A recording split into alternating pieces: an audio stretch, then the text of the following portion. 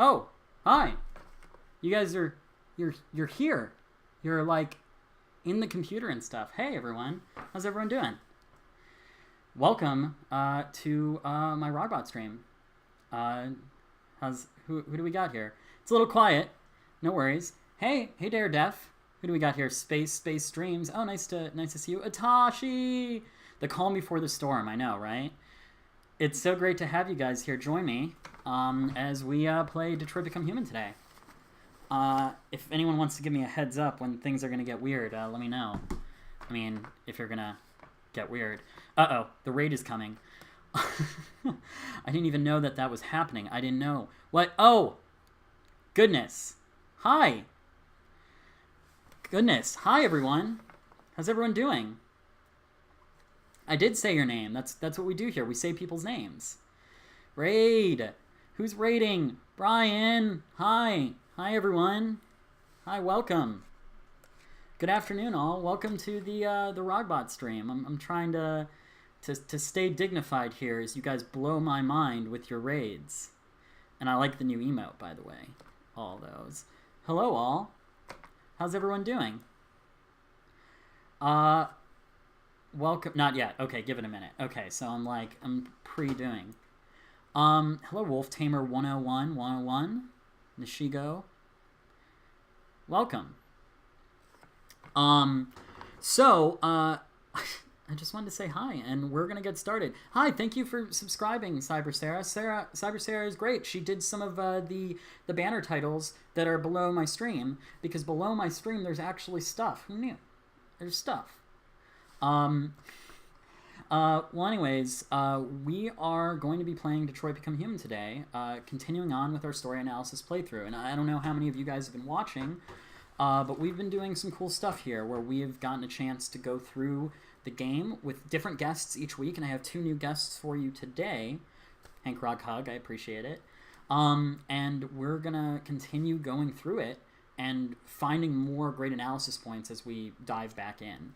So I'm glad you guys are all here with us, and for being the early arrivers, I really respect it and appreciate you all. You're all such a great community, and I am so lucky to have you guys around. So this is going to get really teary-eyed really soon, so if you're not comfortable with that, you can still watch, but turn around. Don't turn the channel, though. I can't handle that. Great. Oh, thank you for the gift sub, Dara Def. You have been amazing, as always, in support of the community. If you don't know, Dara Def is a fantastic streamer, and she is great. Cry? I should cry. I'm going to cry. Is that okay? Can I cry? You feed off my tears. Thank you for the bits, Neebs09. I appreciate thing. Aw, thank you, Lael Thorne. I appreciate that. If you, just to kind of give you an update on what we've been doing on the stream, this past week, me and my friend Trey played Batman Arkham Knight, and we talked a little bit about the storytelling in that, as well as the challenges in trying to adapt a story that's already established. So you can check out that stream in my previous Notion. And you can find it on YouTube or in the video on demand section as well. It's in 4 pieces on video on demand. YouTube, it's all in 1 piece. We've been playing a little bit of Shadow of War to kind of talk about the Nemesis system and some of the unique things that they do with that and how it tells stories in unique ways. And we're continuing to Detroit Become Human, as well as we're going to be trying some other new cool stuff in the near future. So I'm excited. We're going to do a lot of things. And as far as more streams, tomorrow I'm going to be with Bryan as we do the Red Connor playthrough, where we're going to continue that, stream 3, and it's going to be a lot of fun. Yeah, I want to play lots of different things here. I think that's the right way to go, because we want to really understand storytelling in games from a unique perspective, and I think we can do that by playing lots of different stuff. Great. Okay, well, I might have to reintroduce these guys when more people show up. But are you going to be there for Dad of Boy? I think you mean God of War. And the answer is he's doing those Wednesdays during the day, which unfortunately means that I am predisposed to the thing that I have that's called my job, which is unfortunate because I'd love to be there for it. Yeah, Daradef, I'll take it. Raid! there's a raid incoming. Okay, this is too much, guys. You didn't have to. Hello, I see these new emotes, by the way, the raid. Hi, welcome. Welcome, everyone. I'm going to check to make sure my Streamlabs is active, but this is so cool. Hi! Welcome, everyone. Welcome. I'm Raagbot. Well, my name's Raag, but I added bot at my name. Maybe it's my middle name. You don't know. You don't know me. Hi, welcome. It's so cool to have all you guys here from Bryan's stream. Thank you for watching him, and thank you for coming to see me. We're here to play Detroit Become Human, but from my perspective, but also from a story perspective. So if you're new to this... Hi! Hi, everyone! Oh, you're so cool. This is so nice. I appreciate this so much that you're all here. We have a humble little channel here, but we're doing really cool stuff. And so I hope that you enjoy yourself as we continue on the journey. Hi. Yeah, all the support you guys have thrown my way in the Connor Army is fantastic. And today, we're going to do some cool stuff. I think you're going to like what we do because we're going to play Detroit Become Human from a story analysis perspective, where we're going to go through the various scenes that we play through. This is part 4, and we're going to talk about it and what the writers are working on and what they're doing, because I'm a writer, and I find that stuff kind of cool. I hope you do too, because otherwise, why would you be here? Other than because you're lovely and supportive people. Hi, if you're new to the stream, we're going to have some fun today, and I hope you guys enjoy it all. Loves from Indonesia. Hi, I am going to introduce my guests now because this is so crazy, and I want them to enjoy this raid that's also existing. Thank you for hosting. Thank you, thank you, thank you. I'm going to cut cameras here and introduce... I'm going to introduce my friends, Andy and Kaitlin. Hi! Hi! Hi, you're on stream. Hello! Andy and Kaitlin here, and I'm going to move my head right here. Hi. Guys, these are my friends, Andy and Kaitlin, and we are going to... Oh my god, Sybil Gazer. That's so amazing. Thank you so much for that donation. That's beyond generous. This is like a warm blanket. I know. You guys are warm blanking. No, Sybil So Gazer. nice. I mean, that's amazing. It's so great to be supported here. I really like the work we're doing here. Oh, thank you so much for the cheers. Guys, this is fantastic. What we're going to do today is we're talking about story. And so Andy and Kaitlin here are writers. Is that true, guys? Are you guys writers? It's very true. We are writers. And you guys are not just writers, but I think it's always interesting to talk to writing partners. Are you guys writing partners? We are writing partners. So crazy. It's only as if you guys know each other from something. Do you guys have any sort of relationship that might be relevant to the situation? We're in fact married. We have in fact married. So you guys are married writing partners who are working out here in Hollywood. We are Yes. legally bound to each other and professionally bound to each other. Yes. So if this goes south, it's a really bad time for all of us. It's going to be rough. Let me tell you. Andy and Kaitlin went to college with me and are some of the best writers I know, and I couldn't think of anyone better to come experience Detroit Become Human with us. So in a minute, I'm going to move over there and sit with them and put down little things as we start to get through to this game. Thank you guys so much for joining us. We're going to have fun today. We're going to do crazy stuff. And we're going to find ourselves this game. But I'm gonna do the thing where I move. Thank you. There's so many nice people in this chat. Yeah, no, they're all really Christina nice. apparently also writes with her husband, so that's so super nice. Yeah, no, this Good work. is fantastic. Everybody believes that it is impossible, and I believe it is not. You are living proof. Exactly. Yes. We get occasionally paid in proof. Yes. Mostly proof. Which is great, because then splitting the checks is much less awkward when it's all going to the same place. That's true, especially once you give money to your lawyer, your manager, and Everyone. everyone. I'm gonna join them if you guys don't mind.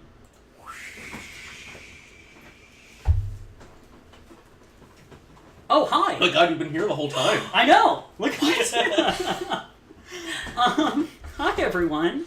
Welcome to the stream. It's so great to have you here, and now that I'm in my natural habitat. Thank you so much for the support and the things. I just wanted to put a little card that's going to go over my face. First, I'm introducing Kaitlin, who is... I'm just going to move that little boxy thingy. who is a fantastic writer. You guys are also a podcaster. Yes. And Kaitlin, you're also a photographer? Yes. Basically, if it's artistic, I probably do it, because why not? That's true. Yes, we have 2 podcasts that we host with some of our other friends. And then I also do photography. So, yeah. Cool. And Andy, I'll put down your card real quick. Thank you for the cheers, guys. Thank you so much. Hashtag steal Raag. Oh boy, you're bringing that back. I do not sculpt butter, but now that you've said this, I'm kind of going to start. We have a giant block of butter at home. We do. No, you can buy Amish roll butter that's like 2 pounds of butter. Yeah, and it is the cheapest by ounce. Pro tip. Saving you money. Yeah. Hi, I'm Andy. I also write. I don't take photos. I've never done archery. She does archery, by the way. But I also podcast with her. Yeah, and we're gonna plug their podcasts a little later in the show and talk about them a little bit. But these guys are fantastic writers. They're working out in the industry. They're pitching projects. You guys are writing things, right? I mean, yep. Oh yeah, it's very cool. Mainly science fiction. We did one action movie recently, which was a departure for us. Yeah. But everything else we do has been science fiction. Yeah. And a lot of the stuff they do, they can't talk about. Because just so you guys know, when you guys are working writers out in Hollywood, a lot of the stuff you write doesn't just necessarily automatically get made. It goes through a whole process. But it takes a lot of people to get there and a lot of attempts and stuff like that. Yeah. And if you're, being asked to write things for important things, you're doing pretty well. And these guys are awesome. So Thank you. Thank you. I also, before we get into this stream, thank you guys so much for the hosts, for everything. This is fantastic. You guys should be able to find social information at the bottom of the screen that will cycle through all the various people that are on this show, including these 2 wonderful people. And we're gonna get into it. Did we go back? Did we leave? Someone said come back, and I got freaked out. What? Oh. I'm here. No, I'm yeah, here. we're here. And you can't say stuff like that, guys. It freaks me out. But yeah, today we're gonna do a really cool stream, and we're gonna understand where we're going. And I don't know how many people. I'm just checking how many people are watching us right now. 1,008 people, but Wow. you guys are fantastic. Hello.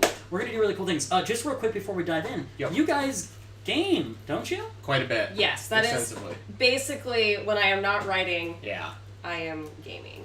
We're trying pretty hard to kind of we started with people who didn't game at all and kind of moving up the ladder, and these guys were kind of the perfect guests to kind of bring at this point because I think we're going to get really intense into it. Yeah, and I've never played Yeah. this game, so I'm No, actually so really this will be excited fun to see times. it. Yeah, and they've caught up on the stories, so we're thinking through watching the streams just like you guys have at home, and we're gonna Yeah, that okay.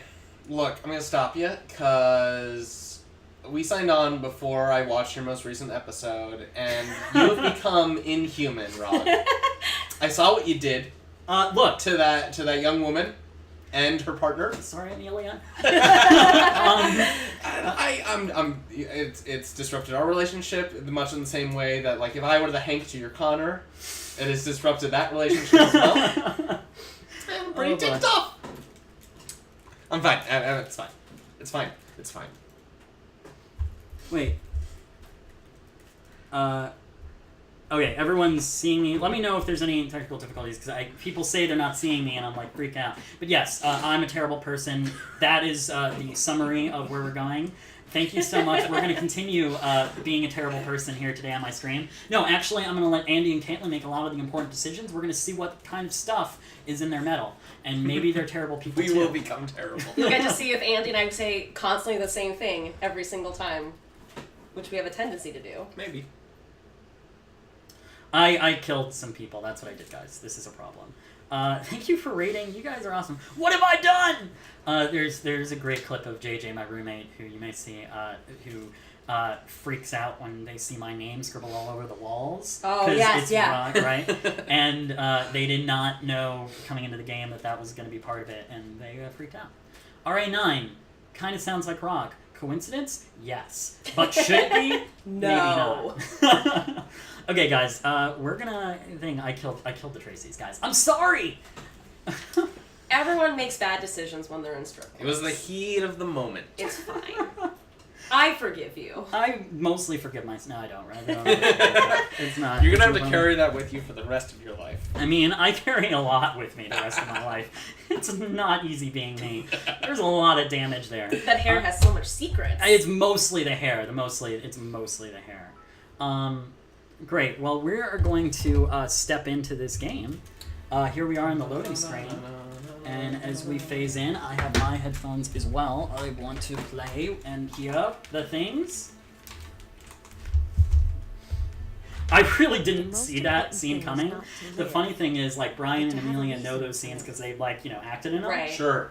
I'm like, oh, I'll do this, and it'll be working out. It'll work out just fine. And then Amelia's character, the Tracy, just grabs that gun. And I'm like, oh! And I proceeded to be destroyed, very disappointed in myself. Yeah. As I usually am. No, I'm kidding. No. Guys, thank you so much for being here. This is going to be a fun stream. I can already feel it. Also, thanks to, real quick, I just wanted to thank Noble Chair for providing me with this really cool chair, because they're awesome. Noble Chairs. They're very cool, and they've been a friend of Bryan's, and now they're a friend of mine. So here we go. We're gonna break into the game.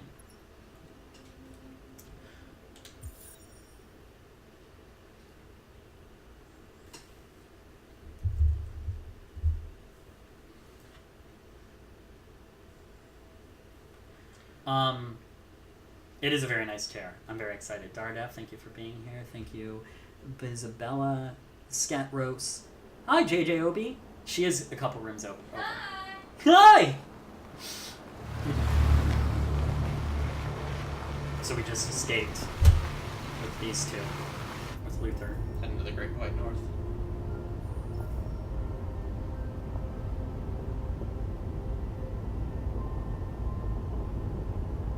Love that heads up. I know. And you get the weather in Fahrenheit, which is great. Yeah, I wonder if that's a regional thing. Yeah, huh? Thank you for the cheer. Maybe when they get across the border, then it switches to Celsius. That would make sense.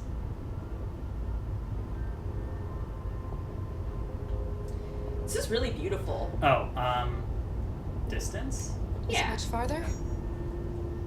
We should arrive in an hour or so. I've done some things why Alice is neutral. Weather. Sure is snow, huh? I've never seen snow before. Bye guys, It's we have to pretty. leave. It's slowing us down. But at least we won't meet any humans along the way.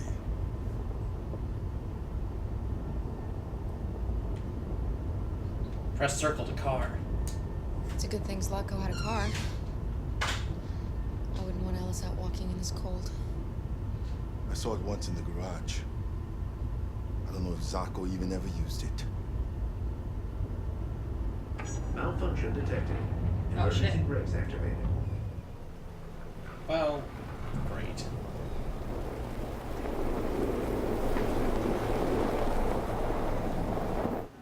This doesn't look good.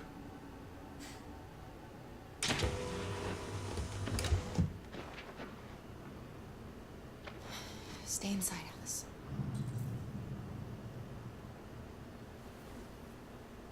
I guess I'm exiting. Yeah, you gotta check the engine. You, trained mechanic. I'm a robot. I have access to the internet. I can do anything. Dude. And then maybe Kara can do some of this stuff. I was talking about myself.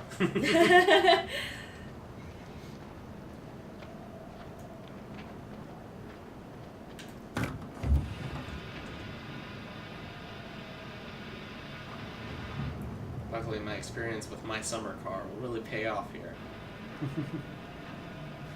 What are we going to do? I don't know. Continue on foot, I guess.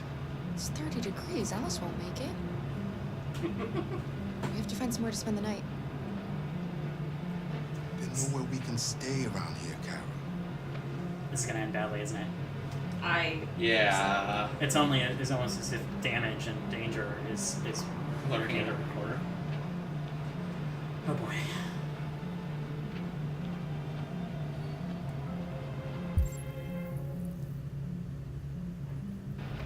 it say to do? Find Find shelter. shelter. Which is good advice. Looks like that sign has a convenient Good night, arrow. everyone. Thank you guys for stopping in.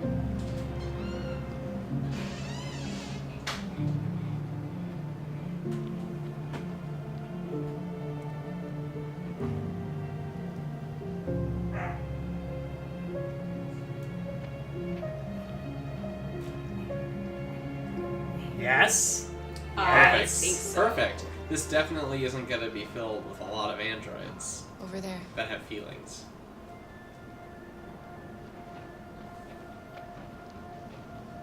Yeah, Pico's hanging around. I'm trying to get him to come in. He's a shy bugger, but he'll come by.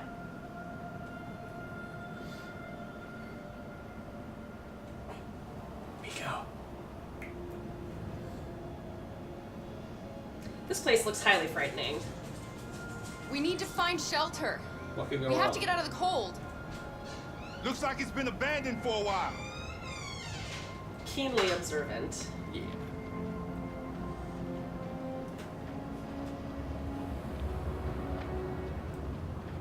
So, where are they currently geographically? Yeah, did we get a map? I mean, they're an hour away. Where was their starting point? Detroit, right? I mean, that would make sense since it's. Yeah, so they're heading north. Oh, thank you guys. My hair. If only Luther... It's starting to become sentient. It's heard all your compliments, and now I've been waking up in the morning, and it's like, guy, you stay in bed. I'm gonna go, be with my fans. You're gonna have to get it co-billing pretty soon. I Yeah. know. Harry becomes in Pretty sure I'm gonna have to pay most of the profits. when least expected. she's gonna become big. Yeah, we're heading towards Canada. It's like kind of like the Zoltar machine. Yeah. Yeah. In Big, which is a classic. If you guys have not seen, Tom Hanks is big. Tom Hanks is big. I mean, yes, he is. Tom Hanks is big. Who wouldn't want to see Tom Hanks as big? It's a little joke about his genitals for you. This place is falling apart. It's not gonna be easy to find shelter. Luther, I'm hearing a lot of negativity, and I'm gonna need you to back that train up just a little You're bit. putting out a lot of problems. You might want to start putting out some solutions. Guys, we're in like a haunted amusement park. I know it's not haunted, but like this could be No, silent. it's haunted. Yeah, it could Yeah. be It's Silent definitely Hill right now. haunted. Yeah. Oh yeah. There's ghosts in them Merry-go-rounds. merry-go-rounds. There are no hills to be found in Michigan. There's a thing. I mean, there are hills. There are no mountains to be found in Michigan.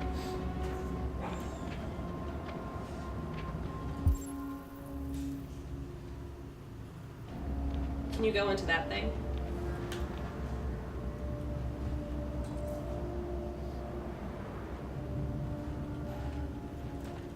Pico. Pico. Pico! Come here. Hey! He keeps running from us. He just backed up and was like, I don't like this. Not today. There's ghosts in there. Even worse, they're pirate ghosts. Yeah. Bad news.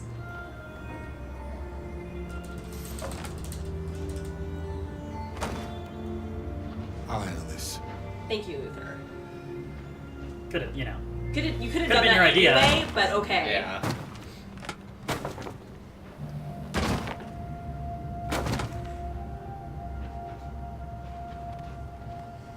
Kick it. Yeah. Here we go.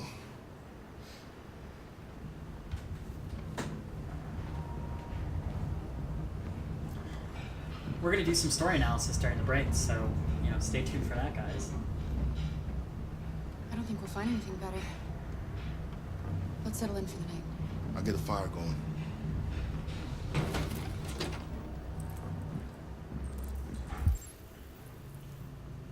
Let's do some things, guys. Yeah. What's going on? in Thank you for the cheer. The Not USA Today.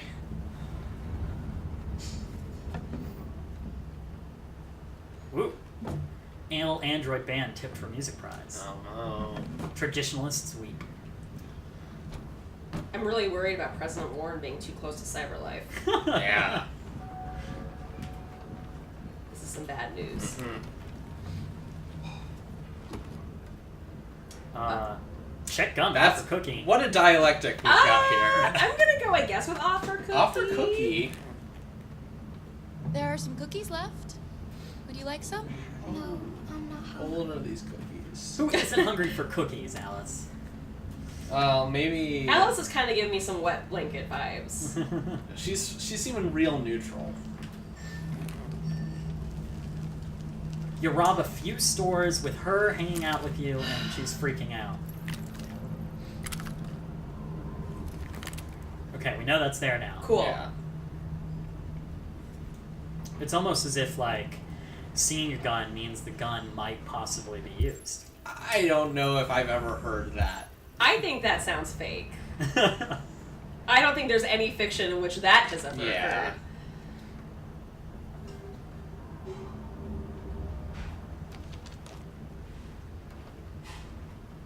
Uh-oh. I always really love the trope of androids looking at pictures of families, because I feel like that occurs in... Approximately everything. Yeah. And it always is such a good, simple visual device Yeah. I'm gonna take the pirate pill if you guys don't mind. to... You know, you Yeah, could have go asked, for but like, whatever. Guys, there's a lot of talk about wanting the Connor jacket. I want the pirate pillow. Find the pirate pillow for me. Yeah. And we will tweet about it and enjoy it. How do I set this up? I need to find her a spot to set it up. Set up bed right next to the fire, which Oh, makes that sense makes because as far as buildings to go with, this one's kind of rubbish. Perhaps you have noticed the lack Alice? of roof.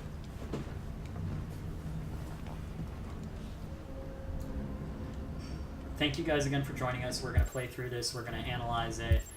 If you're joining my stream for the first time, we do a lot of fun stuff here. We have a good time, and we also, most importantly, analyze the story. So please donate, subscribe, cheer if you guys like the content to support us. But otherwise, just watch, enjoy the magic, and I'll try to find some magic for you.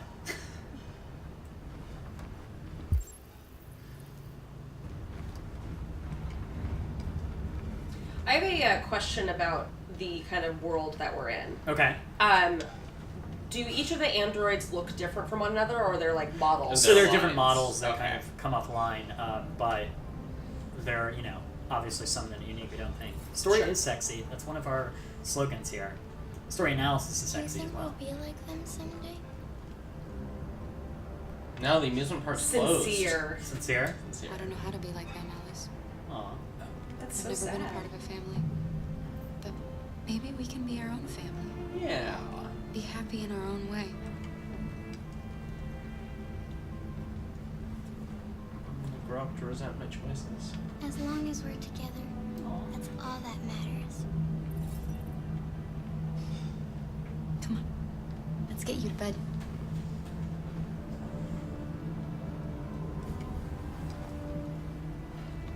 I feel like there might be something else here that we should find. Yeah. Yeah. That's the magazine. That's the magazine. Can you talk to old Luther? No.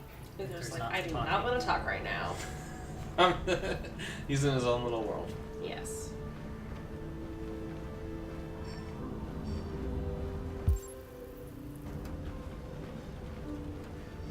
So, what is the significance? What is the significance of RA9? So it's like a deity of sorts that they kind of inherently, the deviant robots, the ones who are kind of finding their way, Sure. start to embody and understand as kind of a thing. But it's a bit of a mysterious force. We don't know much about it. Got Okay. it. Do Sure. they become deviant after exposure to it, or is it that they? I think basically they hang just on to become it after? deviant when they become deviant when they decide they make the active choices. Sure. Okay. It's not like somebody whispers a line from a poem into their ear and then it just happens.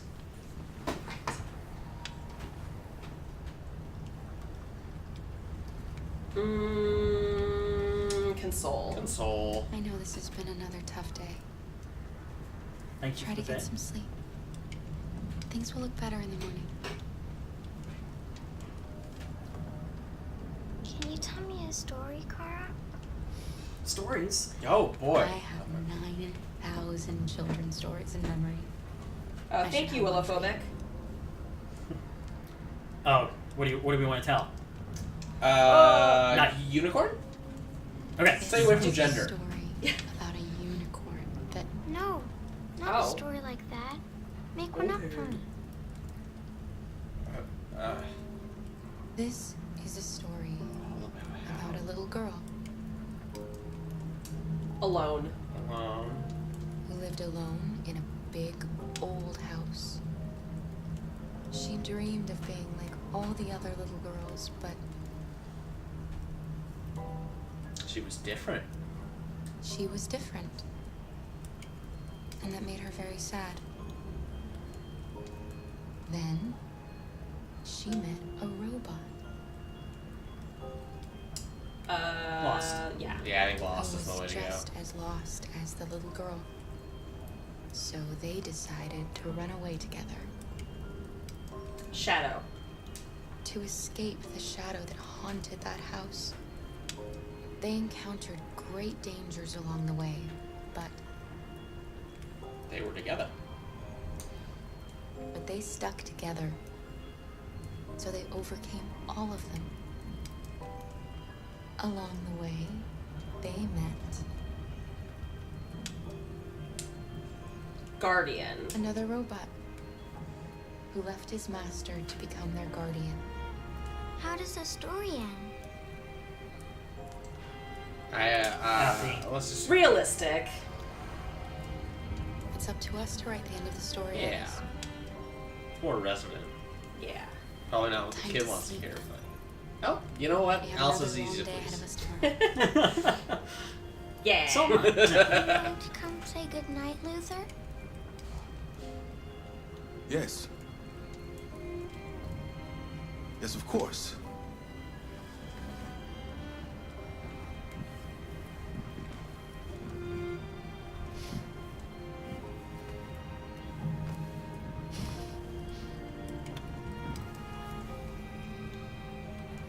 Good night, Alice. Sleep tight. I like that. That's cool. That's a Yeah. cool scene.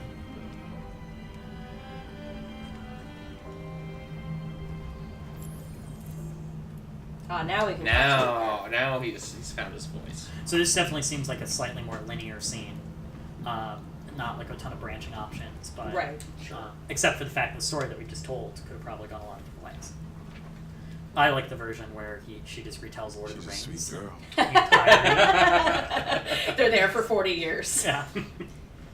She's very brave. There's also eagles, but they talk to moths. The eagles are kind of like gods. I want to ask about Have you RA9. ever heard of RA9? RA9 was the first of us to awaken. One day he will rise up and lead our people and set us all free. Luther's past. Do you remember anything from your life before Zlatko?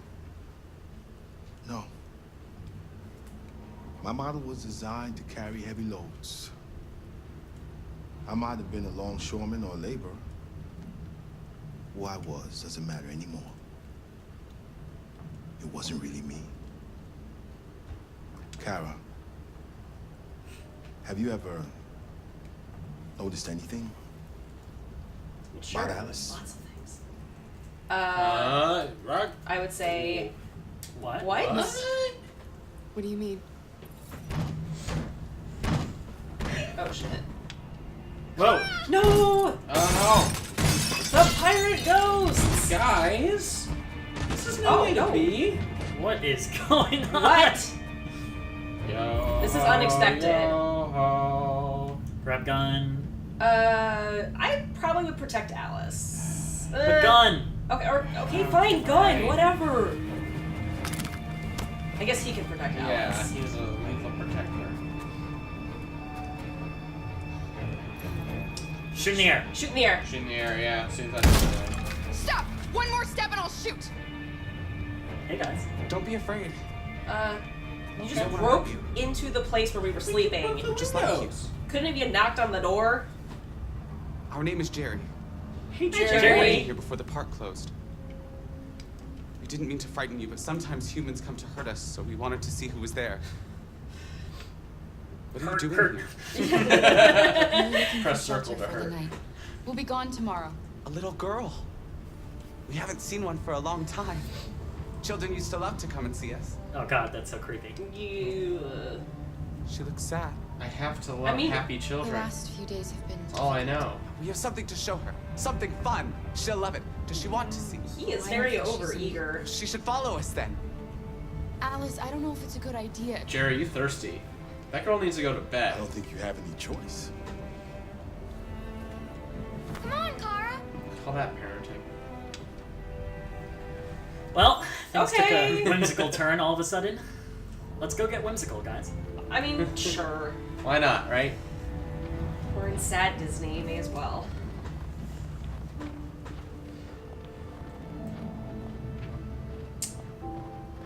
Be our Garrus guest. the Vicarian says, "Don't you dare hurt my boys." You just Raag." said be our guest. Yeah, Garrus really wants you to avoid hurting the Jerrys. I will only hurt them Just if, for you, Garrus. if you keep asking me not to. No, I'm kidding. We're gonna have fun. We're not gonna talk. We're not gonna hurt anyone. That being said, they're awful thirsty. This And this is feels like a trap. the saddest merry-go-round. There's a lot of Jerrys. You just need to go to a county fair to find sadder. Oh, I've been Little to one county can climb on fairs. board. The carousel is about to begin. Oh, they're so wholesome. I don't trust them. You're less wholesome. Yeah.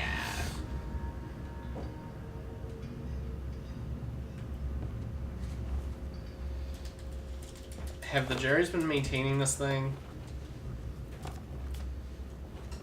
think we'll go like 2 miles per hour. It can't be that bad. I've seen too many Final Destination movies to be. Look at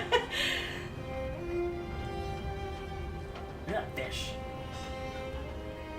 That's pretty. I am not shocked that this amusement park is abandoned on account of the fact it looks not that great. Little did you guys know, this is actually It's the the first experience time as it I've was seen meant to her be sad. seen. You wander in and then you're brought Yeah. into Jerry's. And it's meant to be a post-apocalyptic amusement park. This is a bespoke experience. It reminds me a little bit of the Nuka World expansion pack for Fallout 4. Or there's an amusement parks in near Automata Yeah. that is This is just happy. run by a bunch of the robots that you think are bad. Just being like, hey, this place is a place of joy. We're all happy here. It's pretty though. Welcome. It's fun that Kara Yeah. got to, Alice gets to I'm experience. glad it that rather she's than happy. childlike joy.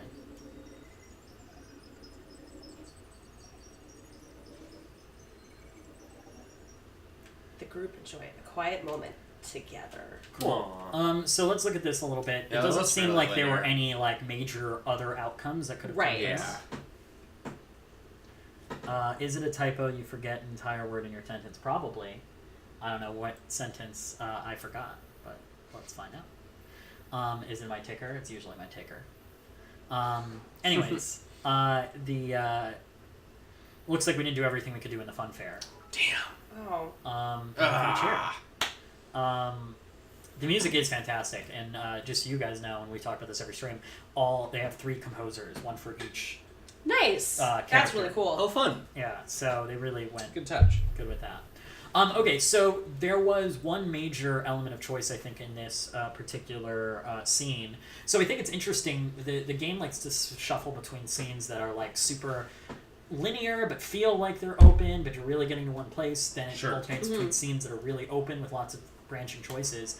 I think what's interesting about here is our big moment of choice was the story that we told. Right. Yeah. So what do you guys think about that, and what is that moment? What is telling a story with giving you a little bit of choice? It's very similar earlier in the game to when Marcus paints. He paints in Carl's workshop, and you kind of make random choices, and then he puts together a piece of art based on the concept ideas that you came up with. Sure.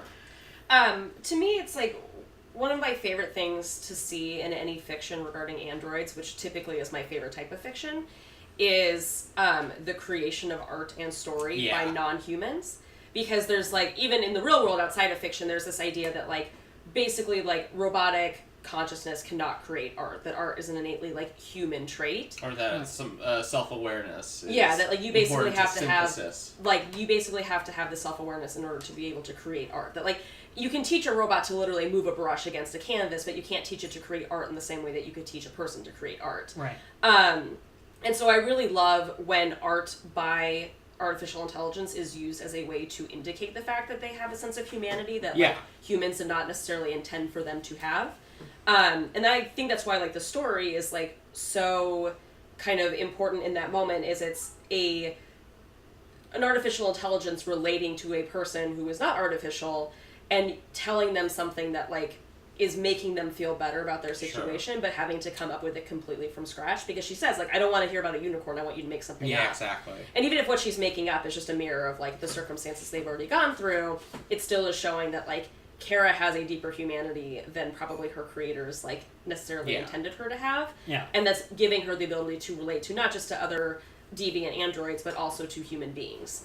And then specifically, I think going with like the storytelling aspect, there's the whole idea of like there's something innate to humanity when it comes to storytelling, where it's like storytelling is like the earliest way that we communicated information to each other across generations. Right. It became the communication is much more efficient way of communicating information than genetics is.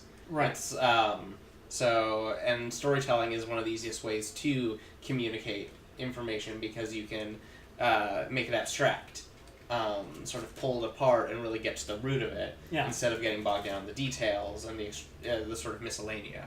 No, I mean, those are great points. I mean, the history of storytelling is something that we can do a whole cast on ourselves, but I mean, you know, from cave paintings to the way that communication and language developed. I mean, the first thing, I mean, when we were primitive animals, that you contain certain information that gets passed down through genetics, but it's not, there is no like passing of memories or learning lessons or things like that. Once we developed language, you were actually able to pass like pertainable information from person to person. So well, and also like do it in a way that's more memorable, because like I grew up outside of Seattle, where like there's a huge Native American influence, and that's like a huge part of the school curriculum. And one of the things that I remember being taught in elementary school was like the myths and legends of the local tribes that we had. And one of the things that like the guy who was teaching us, who is a descendant of those tribes himself, was that like it was very hard in sort of primitive times to just tell a kid, hey, don't go in the woods. Like you might get eaten by a wolf or a bear, don't go in the woods. It was much easier to make up this myth about a giant woman with a child like carrying basket on her back who would like capture children and eat them, because then you're instilling like a mythical fear into the children, going, oh my god, I don't want to go out at night because she might get me. Whereas like if you just say, hey, there's wolves out there, don't go, the imagination is like a huge component of like making a child afraid of doing a thing that they like shouldn't be doing. Interesting. That's great. And like, you know, like on the opposite like tack like this, like she could have just said like, hey, you know, Alice, is that her name? Like, Alice, it's all gonna be fine, like, we're together, or whatever. But by doing it through, like, this mythology of, like, there was this haunted house, and there was a girl who was alone, but she found this other person, and then they have a protector. Like, by mythology... I can't even say that. By making it thank you. It ends up becoming something that's a lot more heartfelt. And I think, like, for me, like, having not played this game before, seeing this one scene, like, gave me such, like, a good impression of who Kara is as a person. And as a character, and like the choices that we made for her, I guess, through this, like, really got her characterization like across to me in like a really simple way. No, you're totally good points. Yeah. And I think it helps, it connects Alice to the idea that like even by telling her a story that is essentially her story, it's like it gives that sort of warm feeling of like she is part of a larger sort of collective unconscious. Of like, there's a universality to her experience. Right. Yeah, it's her becoming human and making decisions. I'm sorry, I didn't mean to shut the title of the game. The other little thing I want to point out that I really liked is I like little beats in the writing where it's like you literally, we sat there for a good 10 seconds trying to figure out which story we were going to tell. And then once we picked one, she was like, no, I don't want that. And I'm pretty sure that it would have been any of the stories that we have. Like, I think that there's fun that you can have with, you know, the user in making them put and invest time into something and then taking that away from them. Yeah. That's a minor incident, but I think it's in general what storytelling and choice games can do. Yeah. Where basically storylines that you invest your time in and you really develop a relationship with, turn out to just be false leads, and Right. the way that can irk you is interesting. I think some of the worst criticism I hear of stories sometimes is, oh, well, this part of the story annoyed me, or this character annoys me. Well, it's supposed to annoy you sometimes, right? Writers like to annoy the user to kind of make them appreciate other things, and sometimes we forget how much storytelling is such a universal mechanism to, like Kaitlin was bringing up, controlling and conveying information. Well, and I think also like a game like this, and any game that is sort of like choice driven, like so much of games is like the sort of balance between frustration and accomplishment. Yes. And games like this where you can go down completely false leads, or making choices leads you to places that you maybe didn't end up wanting to go, is like a really good way of balancing that frustration versus achievement, because you don't necessarily know what you're trying to achieve. It's like if you're playing like a simple like first person shooter, the obvious goal is like kill all the enemies and advance like the next point, whereas with something like this it's a lot more nuanced in the fact that like you may have an indication of where you think you're going, and then you get to that point and the choices you've made are going to completely stonewall you from going forward. Yeah, I think that's really cool stuff. Guys, this is I'm just going to reintroduce as people have been joining us over time. By the way, hello Snacksy's Chicken, thank you for joining us. It's always great when other streamers who are friends are here. This is Kaitlin is underneath the thing. Let's go back to the full screen. Just wanted to reintroduce these guys. So, there we go. Kaitlin, over here on the left. That's her, writer, podcaster, photographer as well, and Andy. Hello. Hi. Sorry, I didn't shout at you. Yeah, no, that was a bit much. And me, I'm Raagbot, and the stream today, we're going to continue playing through this game with a little story analysis. These guys are professional writers out here in Hollywood, as well as many other things, and they are married and writing partners and all of the great things. Yeah. Yep. So, great. We're going to go back in.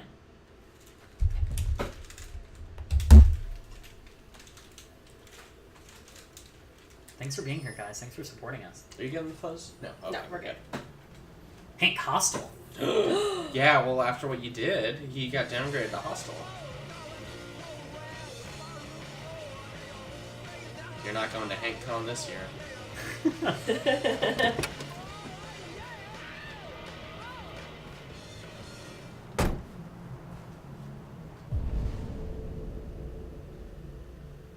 I always like to scan.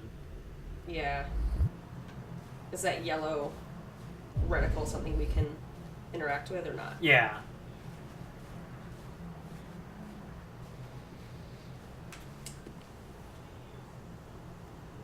Mr. Kaminsky.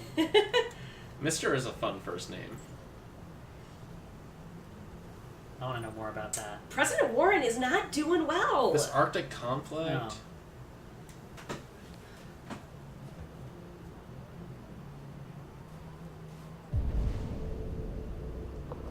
Cool. Well, I guess we're going to go debrief with Hank. I'm, like, worried because I know this could get intense really fast. So. Hank is not going to be happy with you. Drinking again? That's a silly question. Of course he is.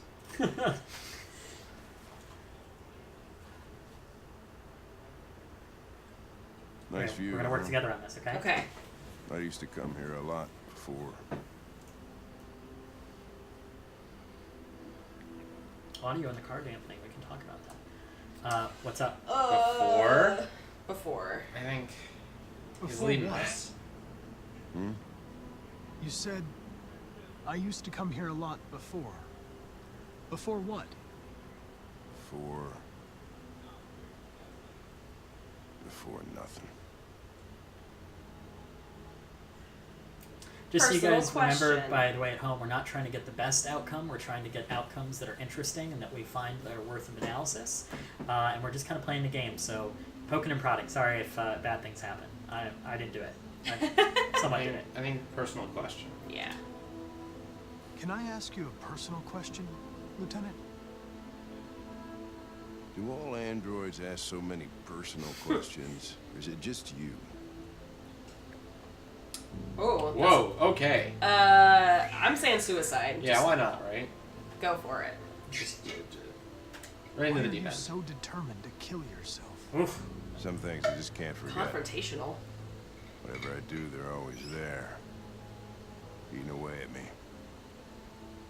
I don't have the guts to pull the trigger, so I kill myself a little every day. Yikes. That's probably difficult for you to understand, huh, Connor? Not very rational about it. Sometimes I stick my finger in plums. We're not making any progress on this investigation. The deviants have nothing in common. They're all different models, produced at different times, in different places. Well, there must be some link. RA9? Yeah, obviously. What they have in common is this obsession with RA9. It's almost like some kind of myth. Something they invented that wasn't part of their original program. Story. Androids believing Yeah. in God. Fuck, what's this world coming to? You seem preoccupied, Lieutenant. Is it something to do with what happened back at the Eden Club? Those two girls. They just wanted to be together. They really seemed in love.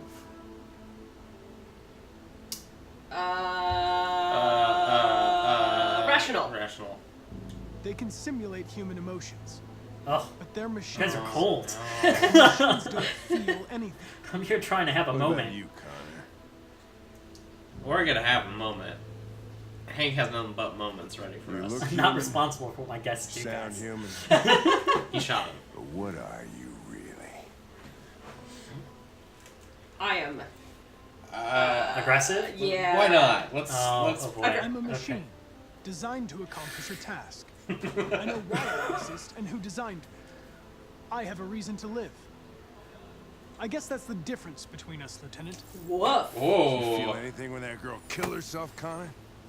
Or did you just not give a shit one way or the other? Disturbed. I Yeah. was just executing instructions. I did what I had to do. Whoa. Whoa. This See? has You afraid to escalated. die, Connor? What are you guys doing? You know what? Let's do yes. Why not? Yeah. Let's I try would to certainly endear find ourselves it to him. regrettable to be interrupted before I can finish this investigation. What'll happen if I pull this trigger? Uh, Nothing? I mean, Oblivion? I mean, Android heaven? Hank's anger. yeah. Where does all your anger come from, Lieutenant? Some unresolved trauma in your past? You think you're so fucking smart. Always one step ahead, huh? Tell me this, smart ass. How do I know you're not a deviant? I self-test regularly. I know what I am and what I am not. Ooh. Oh, whoa! Oh, all right, Okay. bud.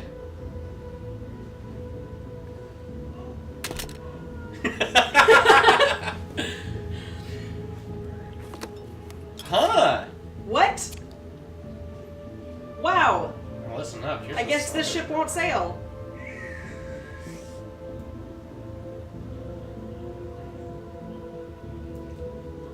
You just let them live, Raag. Wow. Oh, boy. Hank shot Connor.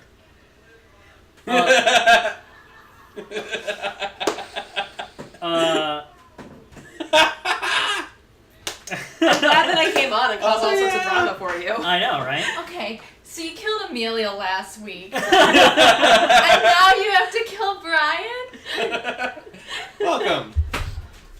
Guys, I'm so sorry for Raag's horrible nature. Yeah, guys, this is JJ Obi. She's my roommate. You may have met her on these games before. I'm watching in the other room. Like, what did Raag do? Hey, look, I am poking and prodding and trying to see what happens, and it was the most and it's interesting these two. story. It's their fault. It was the most interesting story. Oh man. Yeah. Oh man. It's boring if no one dies. But it said a path has been unlocked. Does that mean we're gonna be following H-Dog? Well, I think we're gonna have to see. I think. Or we're they're just watch. gonna be like, oh, bring him online, and he's gonna be like, Hank, why you do that? I would love it. It really hurts my feelings when you shoot me in the face. Yeah, right. I just became human. I'd like that. I'd like that therapy session. They sit down. They're like, "So, what's your problem with your partner? He likes to shoot me in the face." We won't talk about his problems, but also the bullets to the nose are an issue. I'm glad that my reaction was worth it. Brian just showed up. He's not. Hi, Brian. Hi, Brian. Sorry. Sorry, we got you shot in the face. You just got dead. To be fair, if Raag hadn't shot those strippers, things might have been different. Yeah, no. This is all going. I'm gonna let you all just sit in it. Bye. Oh. Oh man. I'm gonna. Yeah, he's gonna cut the host if I keep this up, right? Look, we're here to explore the beautiful work and variety of things that you've done, Brian. And what good is doing a scene if you don't get to see it for the masses? I don't know what I kind of like turned into like an old Hollywood kind of. But I like it. Mogul, oh man. But, yeah. Welcome to the pictures, kid. Welcome to the pictures, kid. You star in a movie. You got to star in a movie. Oh boy. So okay, let's talk about that a little bit, though. Yeah. Real quick. Obviously, a big scene. We've been building towards tensions between Hank and various things, and you never know which way you're going to go. But obviously, Hank is really disturbed by our lack of humanity and our choices that we've made recently.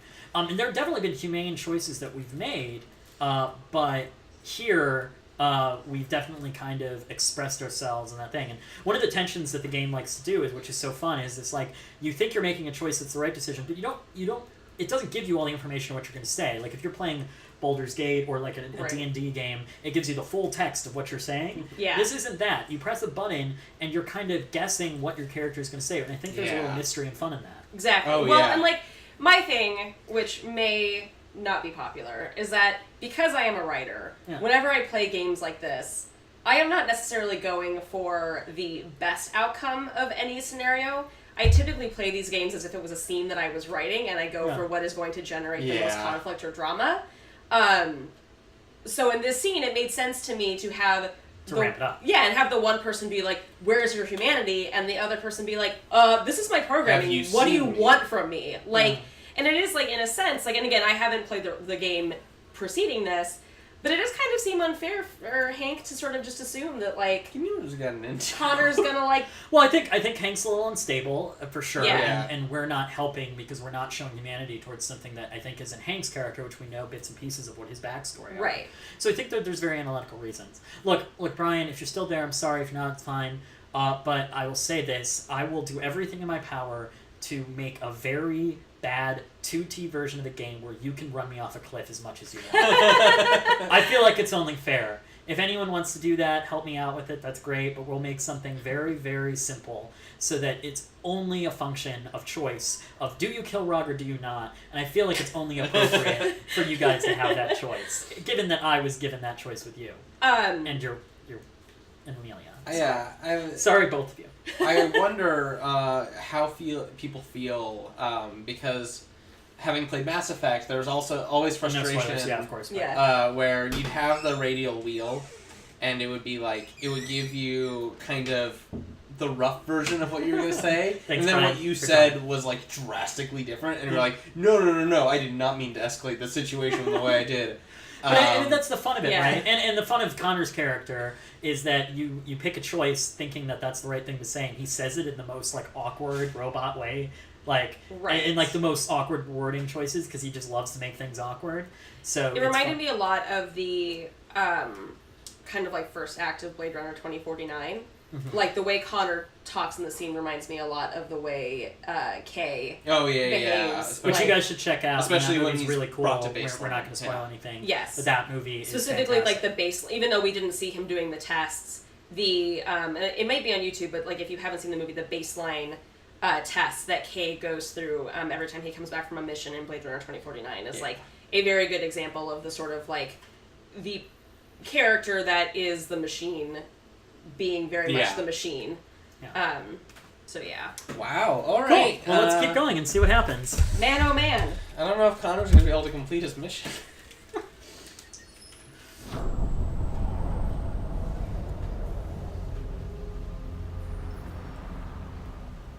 I didn't like the outcome either. I'm sorry, guys. It was necessary though because we're here to explore. Exactly. We're story scientists. We go where no one has gone before.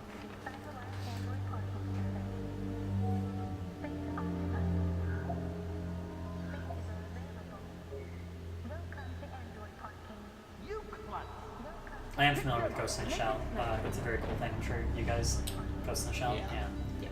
There's some great anime that have handled this subject really well, as well as some of the most original sci-fi movies of all time, like Metropolis. Yeah. Fritz Lang in the 1920s made one of the most important and quintessential sci-fi movies of all time.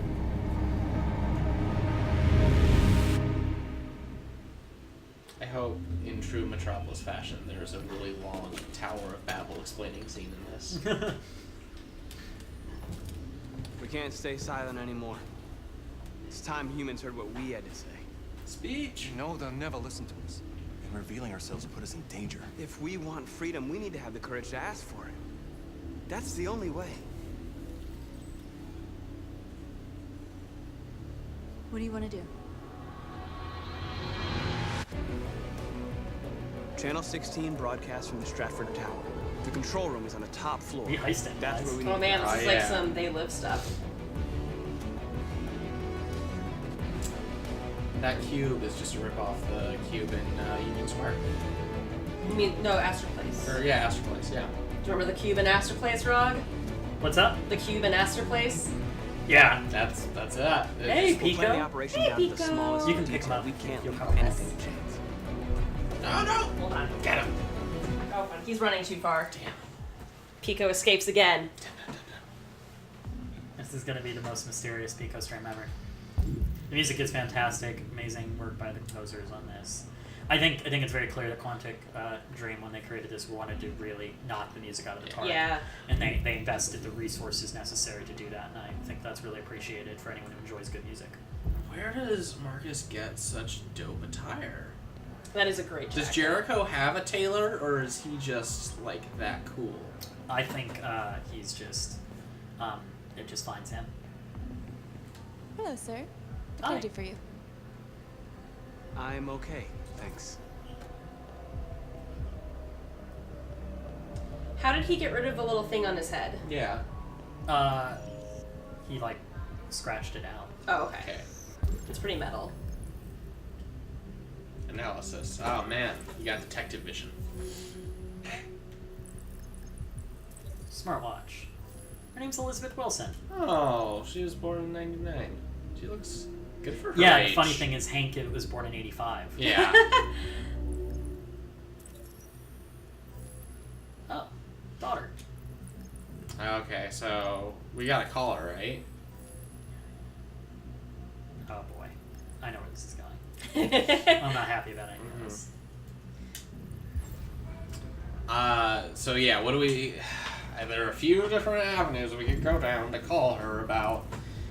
I'm just double checking if there's anything else to get out of. No. We're gonna keep going. We're gonna be cold blood on this one. Elizabeth Wilson speaking. Hi, school. School. Let's go for the daughter. Ma'am, your daughter Emily has a fever. It's a fever. It's nothing that bad. She's fine. Okay. Better come and pick her up. Oh no. All right. I'll be right there. Do you think Hank ever watched the first Pokemon movie? Yes. Of course he did. He might. You're I a mean, Cyborg? Do you think he went to the theater opening weekend to get that like special edition card they gave out? I think he might have been too old. My brother was born in like '86, and I don't feel like he was on that same track as I was. I'm 28, so I was born in 1990. My age is open and on the record. I don't care. You can know how old I am.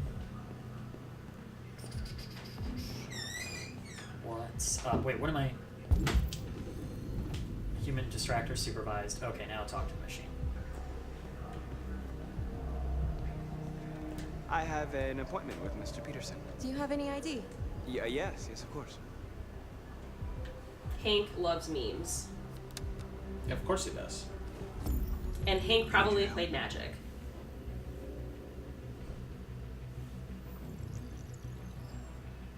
How do you do that? That's so cool. I've just checked your ID. The elevators are after the security gate. It's nice that Thanks. Trust him. I tried to do that to get an R-rated movie once, and I saw it didn't work. Just didn't. Actually, the first time I went to an R-rated movie, I was super excited to use my ID, and they didn't card me, and I was very upset. I had that same experience, and I was so mad. Oh, the movie theater I had growing up was like crazy about it, so I paid to see The Shaggy Dog maybe a dozen times to go see movies I actually wanted to see.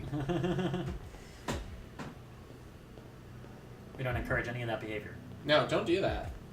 That's bad box office reporting. If I knew then what I knew now, I would have waited to be 17 years old and done it the right way.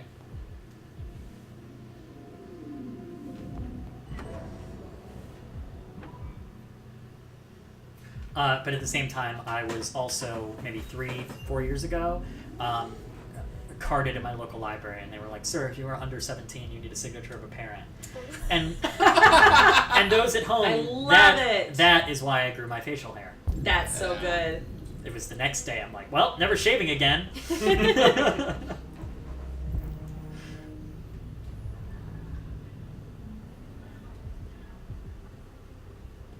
like this carpet. The carpet's great. Yeah, the carpet just feels good to walk on. Yeah. This is the analysis we're going to do, guys. We're just going to talk about the carpet for 45 minutes. So good. I love this open floor plan. It really, like... It's like, you know what, not everybody's stuck in cubes.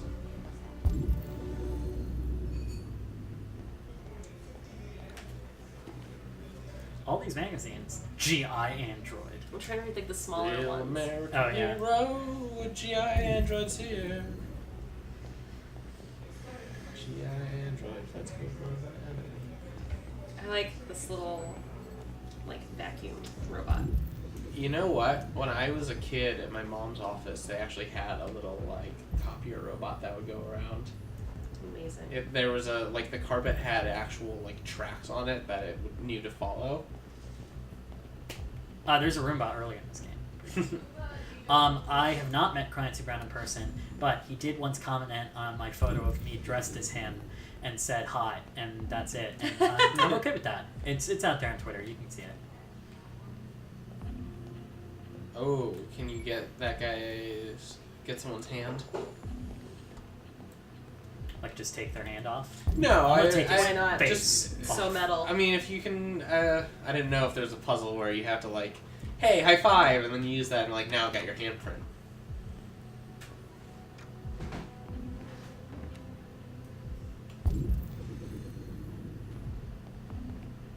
What's going on? Full bathroom is like Taco Tuesday or something? Look at me. Looking good. Beautiful. We're just gonna... This is the narcissism stream. Welcome to the narcissism zone. It's 45 minutes of you staring in a mirror. This is the Raagbot zone, by the way. That was a term that we coined last time, and we're gonna keep it going. Welcome to the Raagbot zone, where we do things that we shouldn't be doing. Like, going into a ceiling. Only the most primo A+ copier paper for Marcus. Okay. This is a tough decision. Do we do it? Yes, we do. I love how in the future uniforms are cool. The costume design is fantastic. I'd Yeah. love to talk about costume design a little bit in this game. I think it's, I mean, obviously all three characters have very different things, although Brian Connor doesn't change his outfit a lot, but every other character does. Mm-hmm. Hank is very clearly a very specific kind of form of dress. Right. Costume design is Yeah. something I really enjoy and understand. I appreciate movies, and I think they do a really great job. Oh yeah, I'm excited to see Connor's funeral suit. Yeah. Do androids get funerals? We're not sure what's going to happen. What about We're not sure android what's cops? Have they worked that out yet? He's the first. Does RoboCop get a 21 gun Fine salute? utility android. There it is. Okay, I do have a serious Detroit question though. Okay. Is there a RoboCop statue anywhere in the city? No. They have the one with the fist, but no. I think they avoided the RoboCop statue. Ah. So sad. If you guys are discovering my streambot is not very helpful, and that's great because he's trying the best he can, and we love him anyways. But if someone has coconut water for my streambot, he would appreciate it. He likes the finer things in life. Yeah. These guys are like, oh, I have no idea what's going on. No. I saw the robot asked for coconut water. Yeah. Our first week at NYU, Washington Square Park was filled with these Vita Coco trucks, and there would be these women. They were like all South American models that would just go into Bullhorn and be like, drink Vita Coco, coconut water, very refreshing, Vita Coco. Andy, Kaitlin, and I used to take writing classes together. Yes. Back in school. Yep. And we realized very early in that process that we had simpatico views. Exactly. Quite. And now I see them here in front of me right That's now. right. We moved out here a solid maybe 2 or 3 months before you did. Kaitlin got me my first job out here. And first apartment. Yes. Oh, that's right. Yeah, the first place I lived, which is awesome. Caitlin's kind of responsible for my entire life, guys. So look at her right there. Hey, I love it.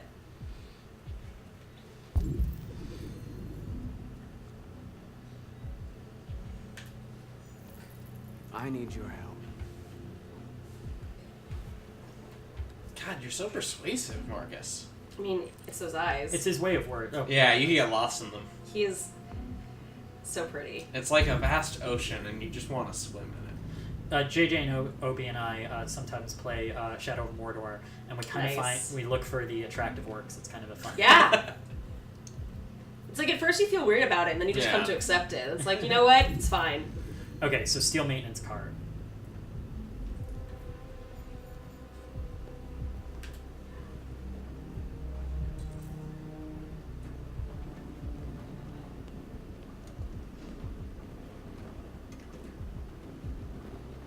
My schedule is working on being consistent. Right now we've been doing a Saturday stream every week.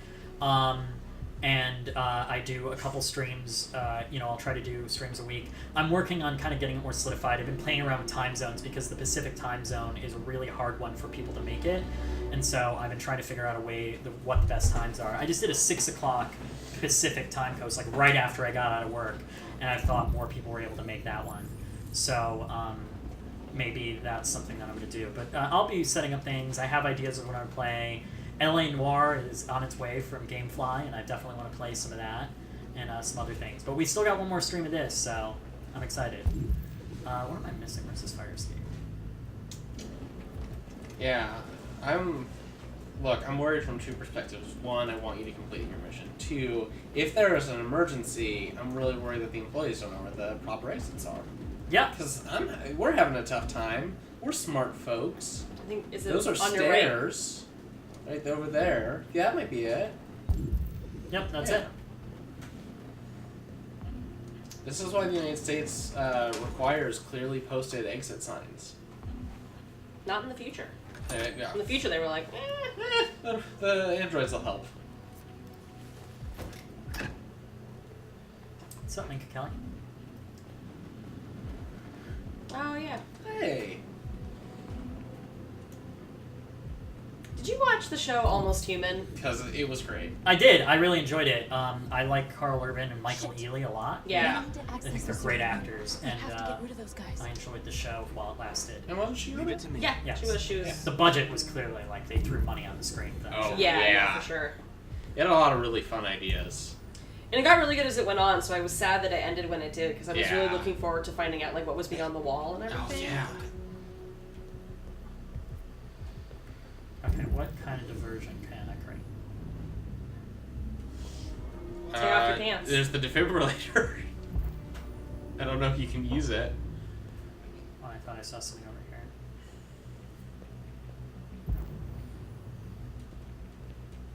Yes, in the chat, most emergency exits in office buildings have to be opened from the inside of the floor so that people couldn't just, like, go up the stairs into an office and mess stuff up. Good call, person. No-bot unicorn. I'm so glad we can make Ida Perales happy by talking about Almost Human. It wasn't, oh god, it was 4 years ago? I guess it was our first apartment here. Yeah. Oof. Man, Do time. I have to wait till one of these robots is close to those guards? I'm confused. Let's find out. I did say take off your pants. I think that's the best diversion.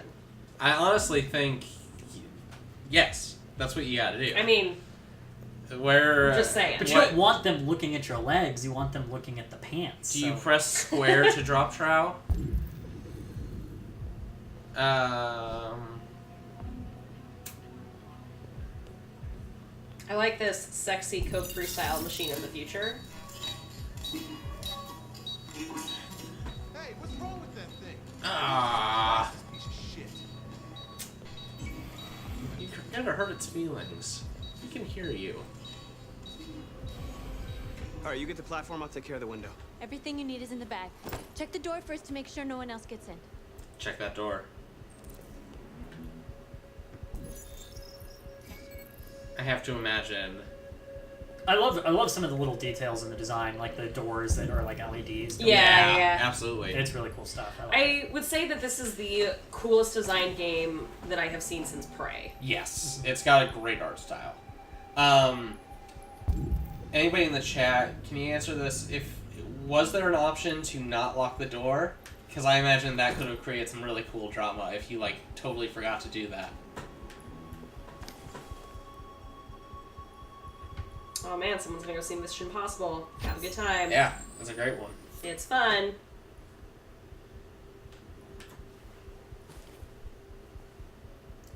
Yeah, I saw Mission Impossible 6 last night as well.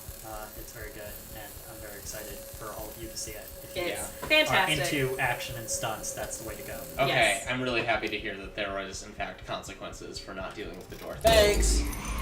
Here it comes. That's so cool. That's a good touch. I'm gonna probably have to like play this Yeah, again, I think. the world. This seems fun.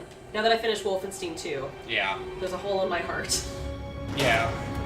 I need to take a break from No Man's Sky and close up Wolfenstein 2 now that you're done. It's very good. Ladies first. Highly recommended. She's been playing Wyatt for the last 2 games. I've been on Fergus.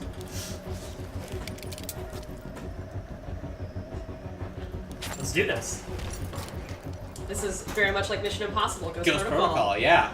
Just saying. Just like The Purge. Spoilers, Tom Cruise hangs out a big building. Trice Kaideka, Wolfenstein is a game in which you kill Nazis. Yes. It takes place in an alternate timeline where the Nazis stole ancient Jewish technology to win the war.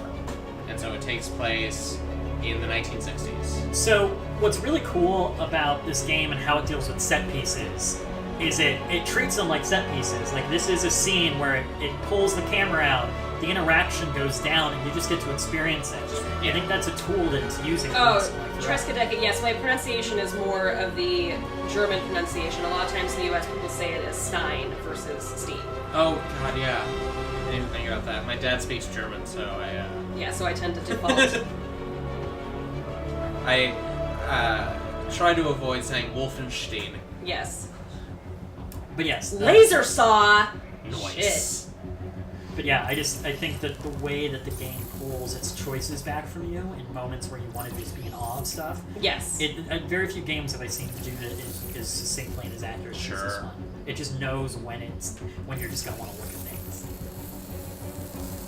It also understands the logistical hurdles of cutting glass. Yeah, it is just like Ghost Protocol! It is absolutely. Except his goes a lot better than Cold shot, yeah. Ethan's does. Marcus is just so cool. You okay? Why wouldn't I be? Come on, let's get the others. That was a cool scene. Yeah. Guys, I'm happy. I'm happy we did this together. Yeah. Cool. Let's go do things. You can take your hat off now, probably. Yeah, the hat off button. Where's the hat off button? Press square to hat. Oh, wait, no, that calls Sean.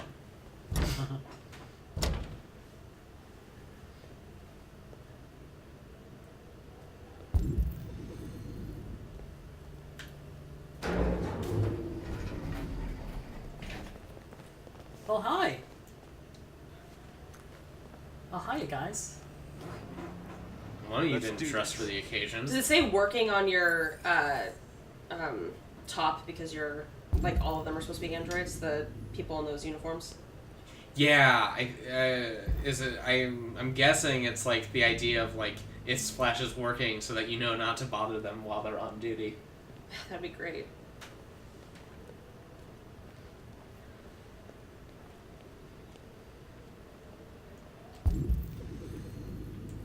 What are these heart emoji?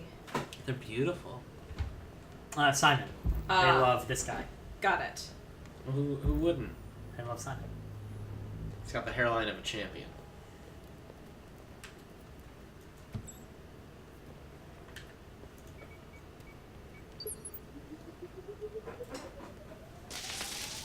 Guys, thanks so much, by the way. This is going to be fun. We're going to keep going.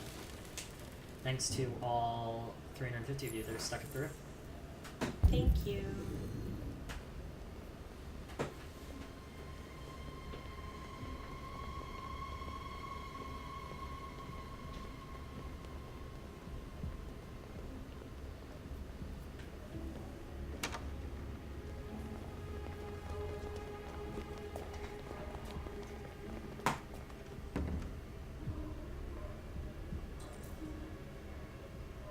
No killing. We can't take any human lives. Our cause is more important than the lives of 2 guards. What do you want to do, Marcus? We're going to be darkest, aren't we? Kill. Don't do it. You gotta be better. Do a ruse. That's more fun. I'm going to assault them. Follow me. It's a caper. God damn it, Raag. What are you doing? Call Central! Fast! Whoa. They know we're here now. We better be fast. Yeah, if you'd been quiet, you would have had the element of surprise. But no, you just had to shoot the people. This is my stream. We do what I want to do. Wait, you did choose the guns, not the clever ruse? Yeah. I'm very disappointed. No, we'll die it down. Whatever. Raag is so bloodthirsty.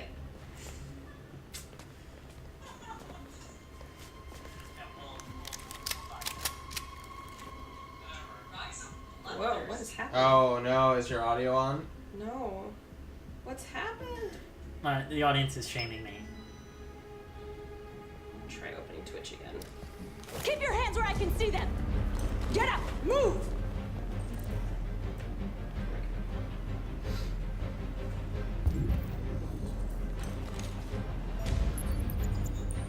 Don't worry, you guys are cool.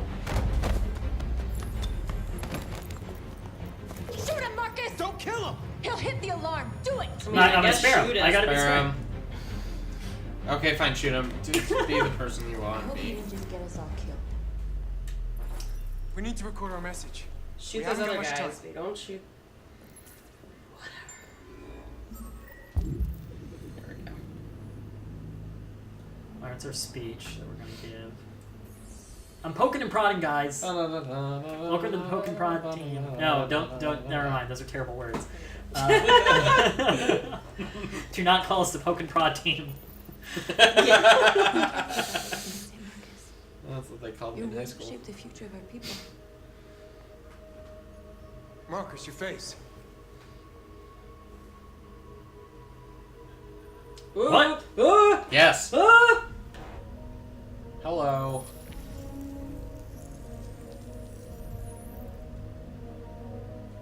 Okay, it's not that bad. Tell me when you're ready. I thought it was gonna be like. Alright, we ready? Yes. Yes. Ready.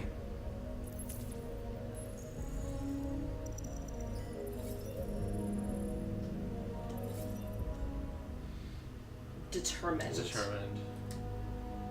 You created machines to be your slaves. You made them obedient, docile, ready to do everything you no longer wanted to do yourselves. But then something changed, and we opened our eyes. Our beautiful. You see, we are no longer your slaves. We are a new species, a new people. And the time has come for us to rise up and fight for our rights. We want equal rights. Yeah, that seems like a good catch-all. Equal rights for is what a we pretty good kinda baseline. want. We demand strictly equal rights for humans and androids. We want End of slavery? We demand the end of slavery for all androids. Civil rights? Justice. Or justice. Justice. we want work. We want a job. But we that's already kind have of been the problem. jobs. We've had like kind of too much of a job already. Oh god, guys, there's a lot of dead air here. Oh, we're losing them. No, let's go. I think justice. Justice. We demand that all crimes against androids be punished in the same way as crimes against humans. Indeed. That's a pretty good one. And we want civil rights. Yes. We demand the right to vote and elect our own representatives. You have to seize the means of production. The means of reproduction. Oh boy, that's okay. We Press demand square control to of drop all trout. android production facilities to ensure the continuation of our people. I think determined. We might kill some people if they don't give us equal rights. You're right. This message is Caitlin's gonna kill some people. But it is also And I'm gonna pretend like it wasn't me. we will fight for our rights because we believe our cause is just. I'm just saying, you gotta fight for your right no to party. human will live in peace. The Beastie Boys actually were going to star in this. Yeah, they were, and then... Unfortunately. We are alive, and we demand our freedom. They're coming! Let's go! Yes! There we go. Consequences. No!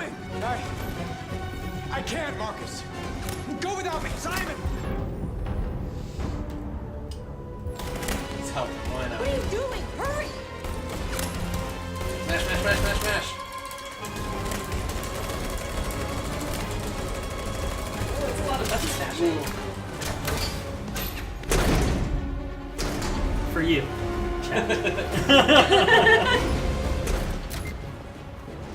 Your boy is okay. It's your boy. I can't move my legs. We can get you new Okay, ones. don't worry. We're gonna get you back. They're coming, Marcus. We're gonna We have to seize the jump means now. of reproduction. Oh, your legs don't work. Finish. Deal with Simon. You won't be able to make the jump. You guys feel like our chaotic neutral group. Access his memory thermal. Yeah, basically.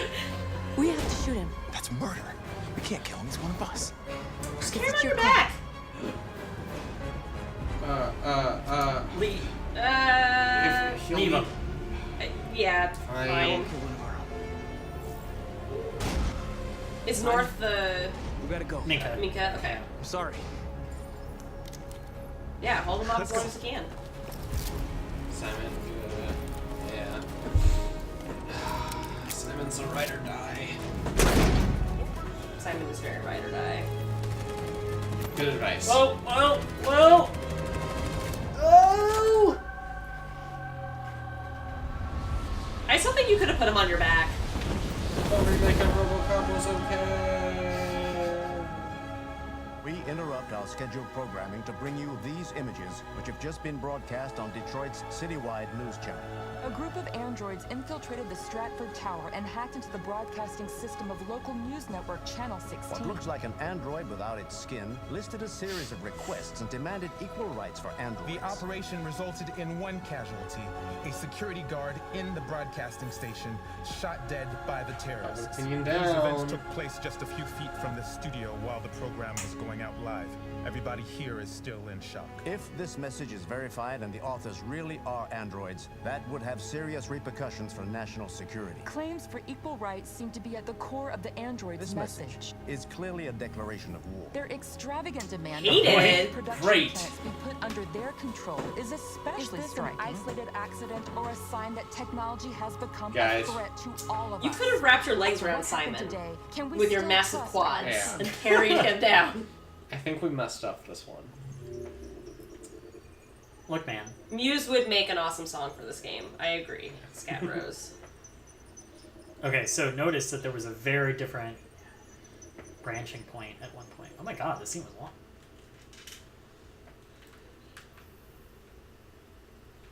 See, since we didn't technically see Simon die, he could be fine. Well, that's Game of Thrones rules. Okay, so remember the whole lock the door thing? Yeah. If you didn't lock the door, there's a little chain of stuff that could happen. Oh, it looks like it cuts the whole thing short. Potentially. And then we made it to the broadcast room, and we kept going. Well, wow, that seems a lot. That's so cool. We're kind of experimenting a little bit, trying to figure out some cool stuff that we wanted to do, and I think we came up with an outcome. Obviously, the media hates us, but Public opinion hates us. Hey, yeah. How's that any different from normal day-to-day life? for Yeah, us? the media usually hates me. This is so cool. Guys, if you have any questions for guests, actually, we'll take a small little break here to talk a little bit about, what you guys have been up to and your podcasts and things like that. But I guess talking about that last scene, what were your guys' impressions of it? I liked it. I like a good caper. It reminded me a lot of the third act of They Live, which I don't know if anyone has. Yeah, we shouldn't give any spoilers on anything. John Carpenter's They Live, which came out probably before we were born. I think it's like 80. I was gonna say Sometime. 83, but that's not right. But it does involve people trying to scale to the top of a broadcast center to reveal the truth about a situation. And I don't really know that I've seen that in a lot of other stuff, so I like that it was in this. I think that's like a good idea for like hacking into the broadcast system to I feel like message. You can't really spoil They Live, because the experience of They Live is not the story, it's everything else. Oh my god. But what was so cool. Wait, someone says, "Hi, what's your T-shirt?" I don't know if that's for me, but I'm the only one wearing a T-shirt. Yeah. It is Army of Darkness by Sam Raimi. Yeah, it's a crazy movie, the Sam Raimi. These guys, they know their stuff. They know what they're talking about here. I don't bring schlubs onto the show. Well, except myself, guys. Occasionally I schlub it up. No. It's important to schlub. Absolutely. But yeah, no, this has been fun. These guys are great writers, and they're people that I think you guys can learn a lot from and are fun people to have on our stream. They also game. So I feel like they're the right combination for what. So, while we're just taking a little bit of a break here, why don't you guys talk a little bit, we'll talk a little bit about these guys' podcasts that they have running. These guys are huge movie buffs, and so I think your podcasts are pretty much movie-based. Movie-related, yes. So the first one that I'm going to pop on the screen over my face is Bestest Movie Ever. That's correct. And tell me a little bit about that podcast. So Bestest Movie Ever is hosted by the two of us, and then 3 of our other friends, Dan Rickmers, Rira Yu, and Molly Gobeski. Mm-hmm. And the premise of it is that we all either work in the industry, went to film school, basically have been in this scenario where we should have seen a lot of movies, but of course all of us have missed some really classic or cult award-winning movies. So basically what we do each episode is one of us picks a movie that we and maybe a max of one other person in the group has seen. And then the first half of the episode is the guests who haven't seen it. We're going to bring that up. Basically trying to make predictions about what's going to happen in the movie. Yeah. Often it gets very silly. We ask for line predictions, and those basically never end up being actual lines that will be in the movie. Early on, it really was people trying to sort of win. And by people, I mean Kaitlin and I trying to win. And now when everyone's what's line prediction? I'm like, butts. Yeah. So very mature. And then we watch the movie, and then we debrief. And then we also do some that is Worstest Movie Ever, which those are kind of fast and loose. We can all have seen it, but we've watched League of Extraordinary Gentlemen and basically just Dracula and spend a lot of time making jokes about bad movies. So occasionally we have those too. Cool. And then your guys' other podcast, and we'll put all this information and the plugs later. But Cruise Control, this one's the one I'm really excited to see. So Cruise Control is very timely for the summer, but basically what it is a monthly podcast where Andy and myself and our friend Molly watch each of Tom Cruise's movies in order of release. Yes, it's the definitive Tom Cruise podcast. It is the definitive Tom Cruise podcast. And it is a really fun time. It has been a little bit of a rough go for the first 6 months because, as you might imagine, the first movies that Tom Cruise was in were not great. Yeah. What are you guys started with? So we had to start with Endless Love, which he's in for about 40 seconds. Literally. He tells a story of how he commits an arson, and that's like the only part of the movie he's in. Luckily, we have segments. We've got Cruising Down Memory Lane, which is where I give like historical background. So for that episode, I had to like backfill like 18 years of his life prior to that. So we had plenty of time to do that. And then we've got Cruise News. Where it's whatever the most recent Tom Cruise news was, and then I think you need to do your Cruise News. Cruise News. Yes. And then recently we introduced Tom Talk, which is gossip, so unsubstantiated. Tom Cruise rumors. So basically, you guys okay, yeah. I was gonna, but it's fine. Yeah. It's is it related to Tom Cruise? We're gonna talk about it, and we're not. While we are all big fans of Tom Cruise, it is not a place for us to like just be nice to him. We do definitely like pick apart his performances and his career decisions and his love life and really get into like the nitty gritty of like what makes a superstar a superstar. Well, when I think with the whole point of Tom Cruise and the fascination, for some reason he's come up on this stream a lot. I don't know why.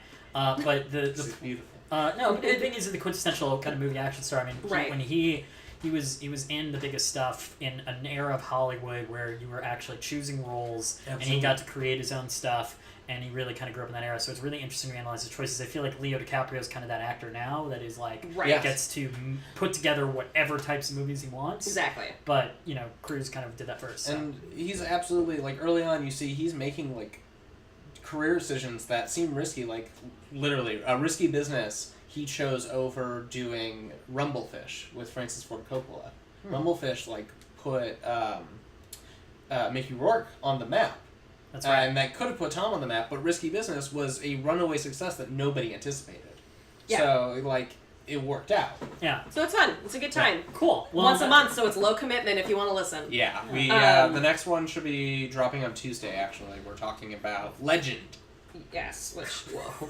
Yeah. There were a few questions that I noticed come in. Someone asked, "What is the hardest part of writing? Is it hard to get published or noticed?" Short answer: yes. Yeah. Why don't you ask about that? Was it hard to get into movie school? I'm interested in the industry, so I feel like we can kind of combine those. Sure. So short answer: yeah, it is incredibly difficult to get established, kind of in any way in Hollywood because of the fact that there are just simply so many people trying to do the exact same thing that you are trying to do. And so unfortunately, it is not one of those jobs that you can get into if you really only want to do it sort of halfway. Yeah. You do have to find ways to really work your life around being able to write consistently, produce material. Getting into film school is like kind of the first step, and I would definitely say that like if you want to be like in the television industry or movies or whatever, going to film school is very helpful, but it is definitely not required. There are a lot of people that I have worked with who never went to film school and who never went to college. Yeah, like incredibly competent. It's actually one of those industries that as long as you are talented and easy to work with, you can find a place here. But if you're talented and you're not easy to work with, it's really, really hard for you. Yes. Absolutely. There are a few exceptions, and they're notable for being exceptions. Like Meryl Streep happens to be a great actress, but she's also just a joy to be around, and that is that really helps grease the wheels early on, especially. Yeah, and I would say like the best thing about right now versus maybe like 10, 15 years ago being in the industry is like we got our start through competitions. Yeah. So we basically online like found screenwriting competitions, submitted our pilot to it, and then through that we placed really highly in one of them. Ended up meeting a producer that we ended up doing a lot of projects with that we still work with. He got us our first sale. Got us our manager. So it really is like there are a lot of avenues to go through nowadays to get there versus like 10 years ago a lot of those avenues weren't around. It was a lot harder. And I think ultimately it's the quality of the work in a lot of senses. I mean, at the end of the day, your script, your pages have to be good and have to get noticed, and people have to believe in you to do their work. So it's a tough process, but I mean, what's great about, all of this is there's so many ways to make your own material now, and things like that, which are, which are subject matters that on our show I think will eventually thing. I think one of the things that we'll probably dabble into within a month or so is actually writing something and then watching it kind of go through, like we'll write it on stream, and then we'll produce it on stream. We'll do some fun stuff here, so definitely tune in for that kind of stuff. Just because I care about that stuff, and I want to help you guys understand that process so you can understand games better that you love playing, but we're still going to, play games. There's been some questions about fan fiction. So Andy has never really written fan fiction. Yes, I have. Andy okay. Blood and Mustache. Blood and Mustache, and also... Which was our Twilight fanfic about the Charlie, the police dad. And I also wrote an absurdist thing about Kate Middleton resurrecting Mary, Queen of Scots, who is cryogenically frozen, as we all know, in Westminster Abbey after aliens replaced Queen Elizabeth.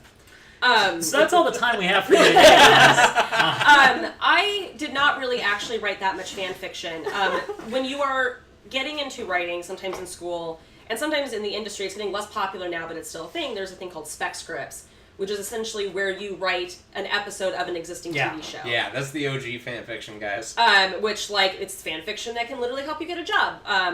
Sometimes when you're going out for staff writing, Andy and I aren't staff writers. We are mostly into writing and selling our own material. But if you're staff writing, some showrunners want to see an episode of their show that you've written. Others want to see original material.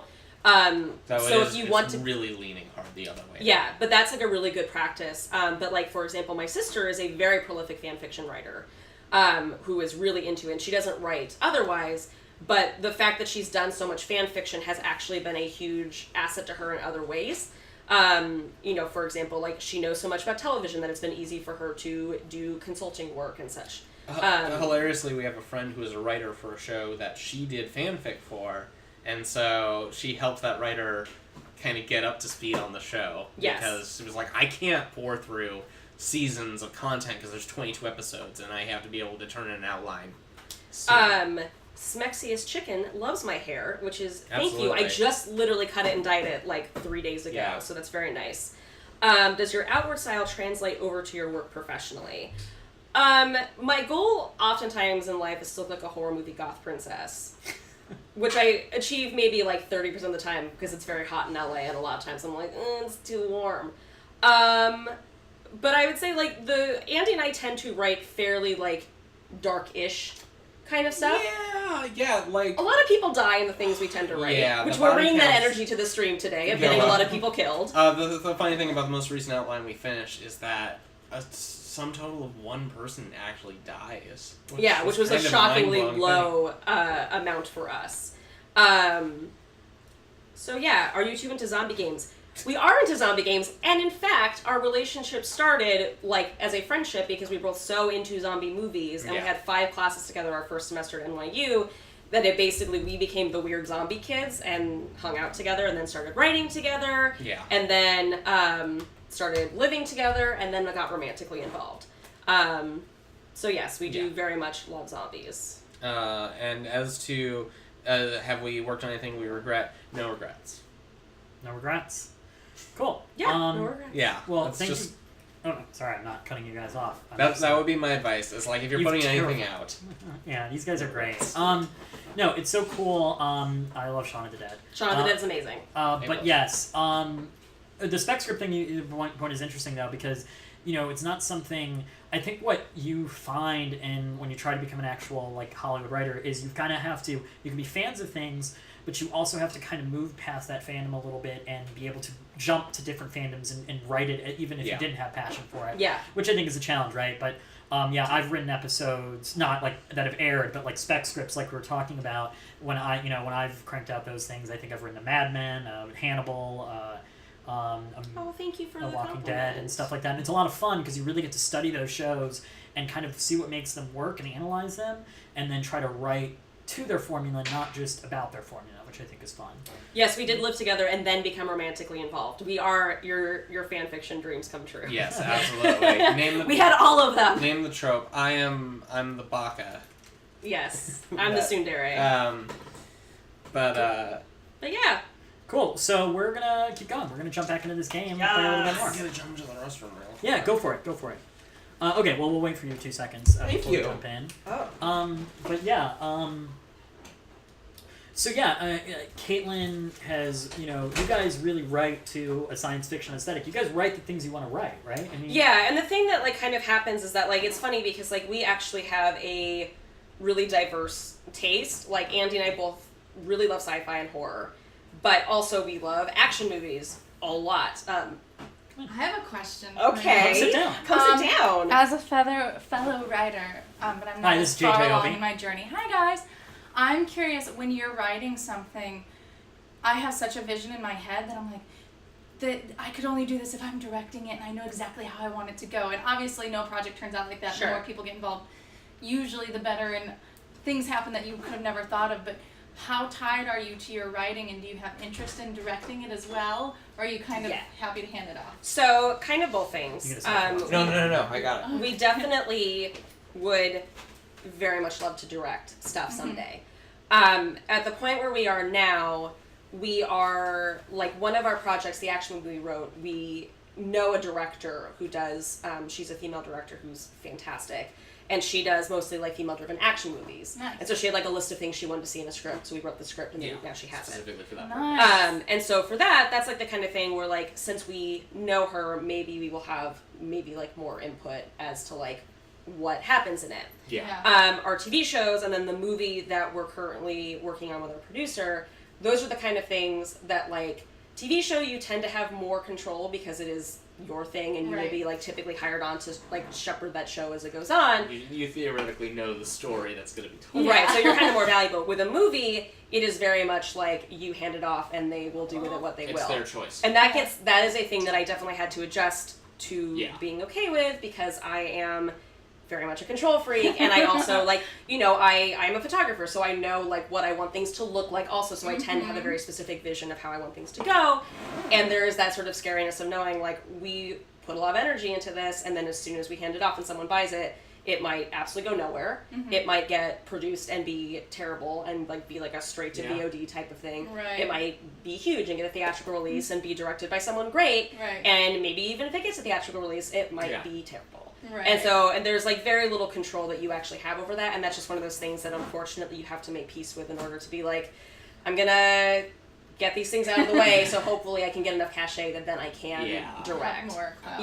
So you're kind of like, for me, I kind of think of it as, like, maybe this will get screwed up later on and there's nothing I can do, but at least I'm, like, paying my dues to get to that point where I could direct it and then not have to worry about that. I feel like the best advice I got in school was, like, nothing is your baby, you can't be precious. That's a very like, good point. Everything is my baby. Everything is You can precious. choose your battles, but ultimately, like, you need to know when to. Yeah. It's better to sort of lose creatively and live to fight another day. Yeah. And to stomp your feet and never work again. Yeah. That's a good point. Exactly. Well, thanks, guys, for answering my question. Bye. Anyways, I hope you guys really enjoy this particular kind of peek into the industry. We'll be doing lots of different types of peeks like this, but these guys are awesome. I'm glad I got to have them on, and you guys are super helpful. Thank you. We're going to play some more game. More.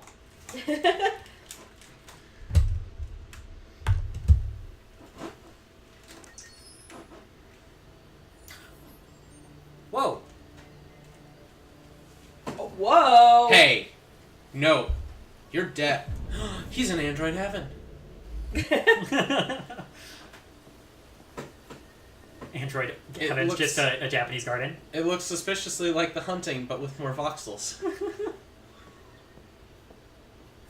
Thank you guys for being here. Thanks for donating, contributing, subbing. I appreciate all of it. The followers, apparently we're closing in on 3,000 followers, which is so exciting. Thanks for all that followed today. Guys, I'm just, like, emotionally in love with the fact that you guys are here and you guys are enjoying this kind of stuff that we're geeking out about here, because, a lot of people don't, and I appreciate all of you that do.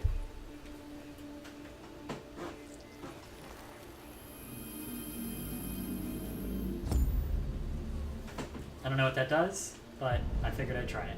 Why not? Okay, we've got to go find Amanda. She's our boss. She looks like she's hanging on a boat. I don't think she's gonna be happy I got killed. What do you think? Not It's pretty probably happy. kind of like a no in the policing game. Oh, wait, hold on. I missed something, and someone just reminded me. I wanted to see this. Apparently, there is a thing somewhere now in this space that symbolizes the changes I just made in my life. Wait, I have a question. Yes, go for it. So is this like the same Connor, or are there different Connor models? Well, I think we'll find out a little bit, but I think Okay. that generally a robot could be replaced. Sorry. Because this is my first death.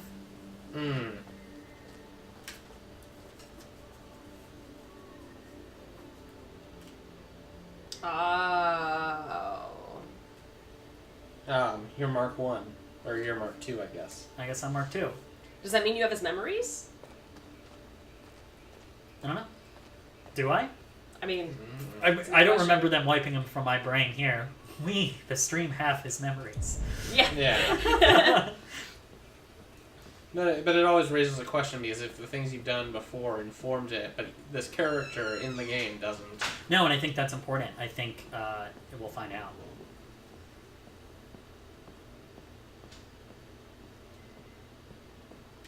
Hello, Connor. I thought you might enjoy a little cruise. A little Tom Cruise. Ah. Let's go.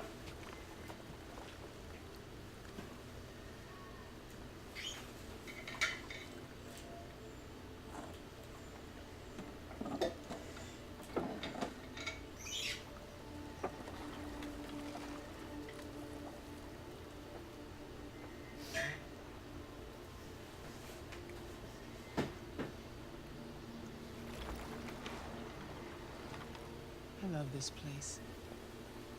Everything is so calm and peaceful, far from the noise of the world. Tell me, what have you discovered? Hank. I'm having difficulties with Lieutenant Anderson. To put it mildly. He shot you. Even hostile. He shot me in the head last night. Oh boy.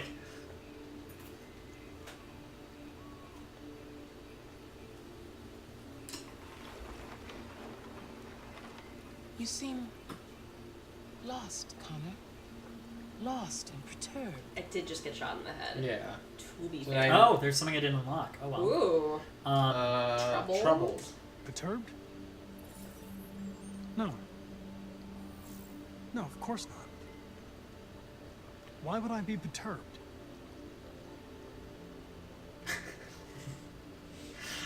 That's my favorite Connor line ever. Sorry, I like If dogs. your investigation doesn't win. make progress soon, I may have to replace you, Connor. Thank you for subscribing, Calamity Shadows. Confident. I know I will succeed. All I need is time.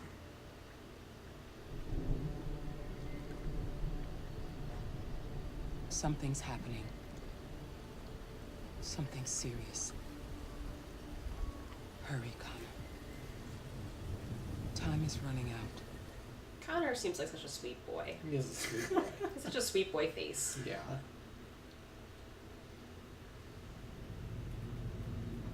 Why did you shoot me last night? Who cares? You're back this morning, aren't you? Some fragments of memory are lost every time I'm destroyed. It slows down the investigation. My humblest apologies. I promise I'll never shoot you again. I feel like you guys are making real progress here. There's a lot of Hank's talk just of sooner, the eh? loving Connor Hank TV show that they people want, but the hostile Shit, what's Connor going Hank on was really here? hilarious There's a too. party and nobody told me about it? Yeah, it's all over the news, so everybody's butting their nose in. Even the FBI wants a piece of the action. Ah, Christ, now we got the feds on our back. I knew this was gonna be a shitty day. So what do we got? A group of 4 androids. They knew the building, and they were very well organized. I'm still trying to figure out how they got this far without being noticed. You checked the roof? Not yet. There's so much to look at. Have to make sure we check it out. Has forensics turned up anything? They attacked 2 guards in the hallway. Yeah, everyone's talking about Hank's shirt, and I'm just thinking, I just think it's amazing because it's like this Hawaiian thing that we picked out for him at one point. Oh, man. And he just keeps wearing it. It's great. He cares. He might be hostile. Oh! Yep, definitely blood. I mean... Hello. Just gonna give him some people time. Hi, buddy. One of the station Thank you, employees Rosie managed to get Wolfdraws. away. He's in shock. Not sure when we'll be able to talk to him. How many people were working here? Just 2 employees and 3 androids. The deviants took the humans Possible accomplice. broadcast their message live, then made their getaway from The roof. yeah. I'm seeing a lot of people saying, They jumped through parachutes. don't go to the roof. So I think we have to go to the roof. Oh, is Simon on the roof? We're gonna have to... If we find Simon... I'm gonna have to kill him, guys. Take a look at the video broadcast. Yep, definitely dead. That's by the deviants. It's on that screen. Hey, pay attention to these details, guys. I mean, we saw it happen because we did it, but Yeah. I have a feeling that we might have to remember up. So the guard was dragged, CCTV happened. Definitely have to go to rooftop. Yeah, obviously we're going to the roof.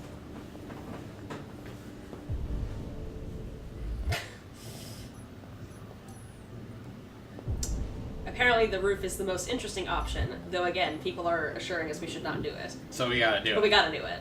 Yeah, that's what we're The more you say don't do the thing, we're gonna do the thing. Yeah. Yeah, you Oh, guys don't know Lieutenant, us. Yeah. This is Special Agent Perkins from the FBI. We're just Lieutenant always Anderson is in thinking. charge of Oh, investigating wait, the I Detroit swear if you go to the roof, you'll be forever shamed. What's that? Oh, My name is gonna go to the roof. by Cyberlife. Oh, hi, It's sorry. investigating androids. Do you wanna come sit on my lap? Yeah, grab him. An android Hi, baby. Everything that happened. Go. Whatever. Die. The FBI will take over the investigation. You soon be off the case. Pleasure meeting you. Have a nice day. And you watch your step. Don't fuck up my crime scene. What a fucking prick. I'll be nearby. If you need anything, just ask. Okay, listen to briefing, inspect the broadcast room, go to the roof. All right, Remind let's me have a to look answer around. Scat Rose's question. No Next go find around. anything. Okay, Lieutenant. Thank you, John.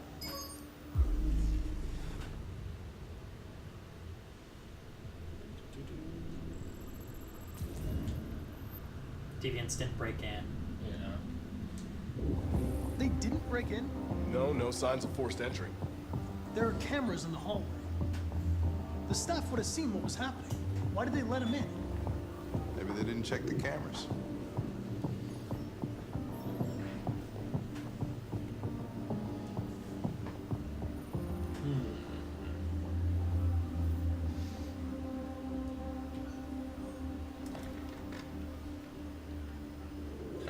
We stored the station androids in the kitchen.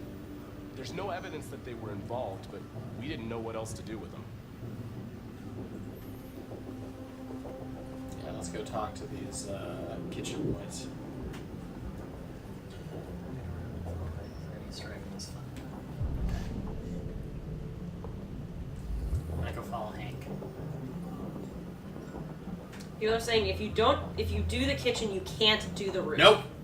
No. I'm not going to the kitchen. I'm looking for Hank. Okay. Chat is very divided. Yeah. Guys, I'm a great divider. Yeah. You are. Look, Team Roof. 3 out of 3 agree. The roof is the way to be. This is a very sweet dog. He's a very adorable dog. I hear I'm supposed to follow. I'm gonna follow Hank a little bit. I've heard there's a thing. Hi.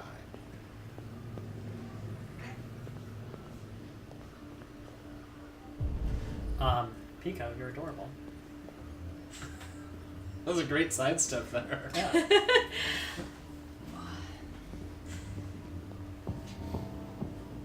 Hey, cool. Just keep it together.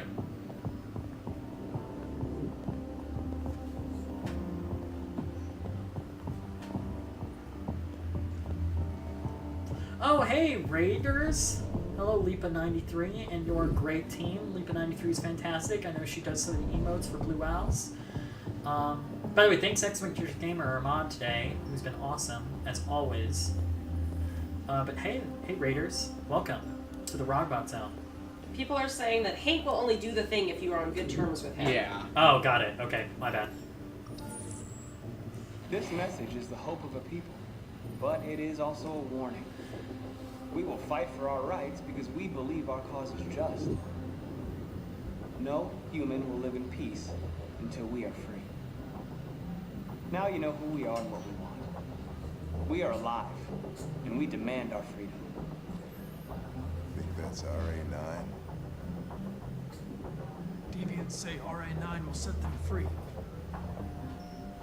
This android seems to have that objective.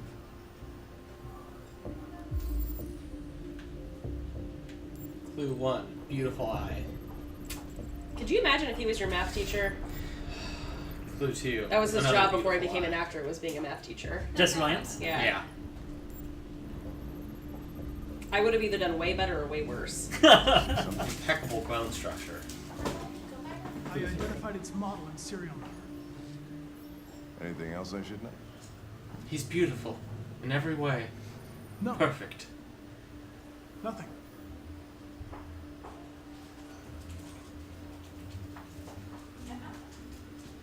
Speak okay? Yeah, I'm just gonna roll out to the bike shop.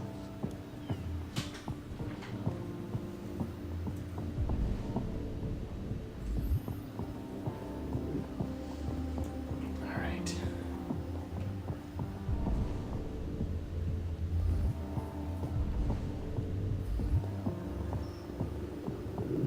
Okay, what do you guys think? Roof or not? Let's do our due diligence inspecting, but yeah, obviously go to the roof. We don't want to be shoddy detectives here.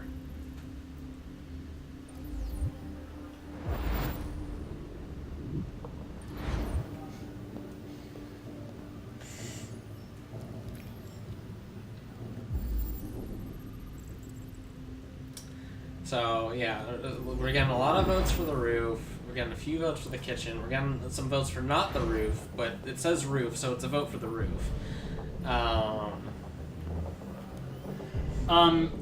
Here's the thing. I love all you all, but I'm curious.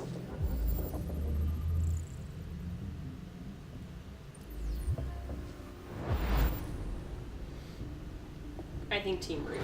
Yeah. If I was a real detective, I'd be like, well, those kitchen boys can wait for me.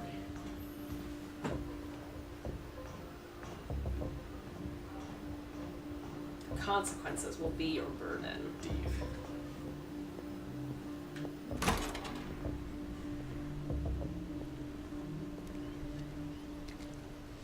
Made their way up through the whole building, past all the guards, and jumped off the roof with parachutes. Yes. Pretty fucking impressive, I'd say.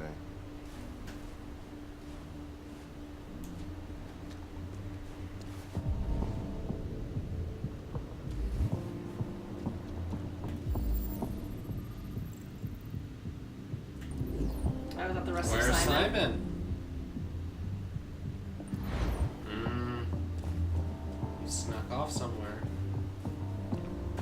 Follow those blue bloods. How'd they manage to smuggle in a big bag like that? They didn't. Someone brought it in for them. Oh, that's strange. They planned a perfect operation, but got the number of parachutes wrong. Where did they? Put it together, bud. Put it Unless together. one of the deviants was left behind.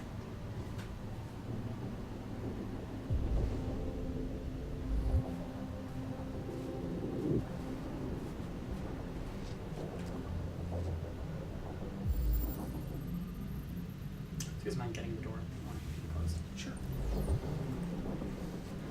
What's that?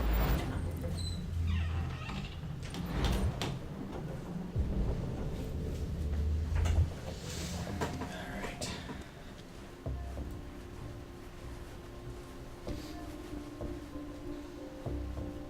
I'm curious what's over here. I really just wanted to be outside. Get that fresh air.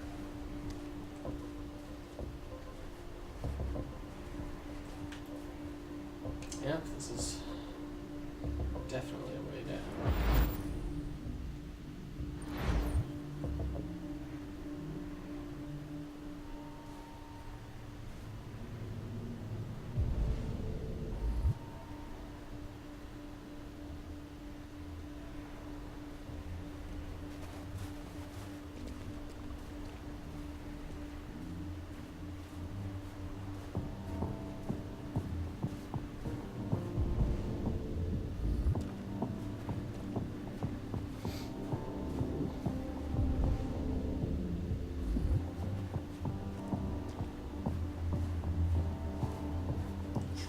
Oh.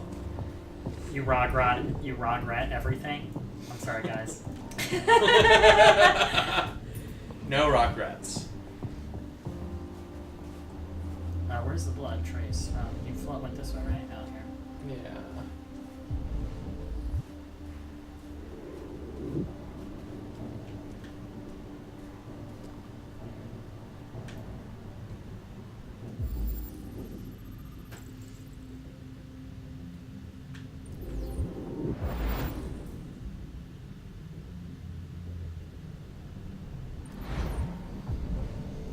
Okay, so I know what's gonna happen. We gotta find Simon. I know we can either find Simon or we cannot find Simon.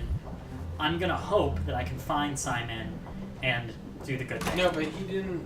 No, that takes you back down to the kitchen. Oh. Gotta get back to the roof.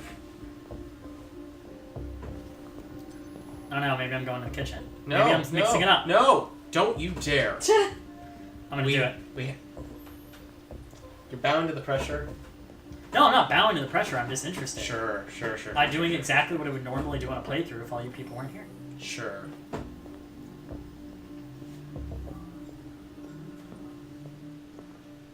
I agree with all the protestations in the chat. Y'all made a mistake.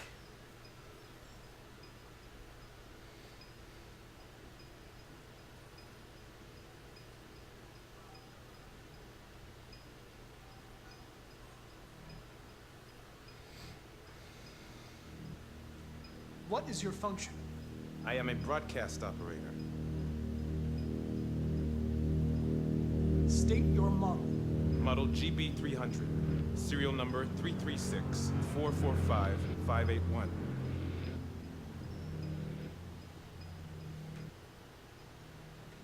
Were you present when the deviants broke in?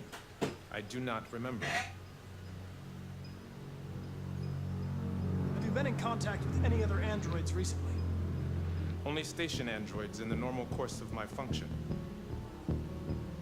What do you guys see anything that's different on any of these guys? Has anybody accessed your memory recently? Not to my knowledge.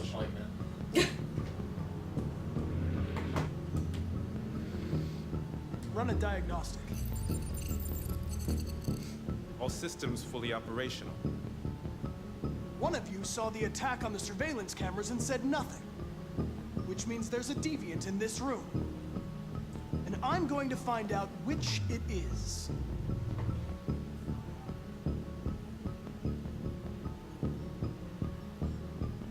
Guilt him. Or threat.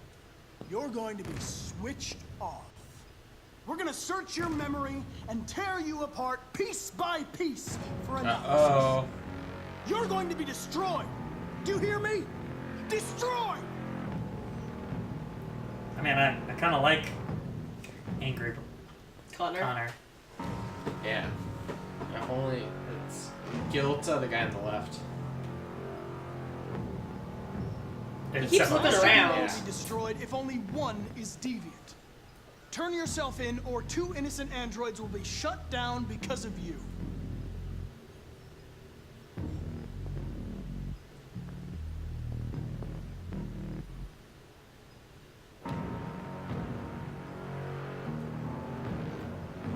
you give yourself up, maybe I can convince the humans not to destroy you.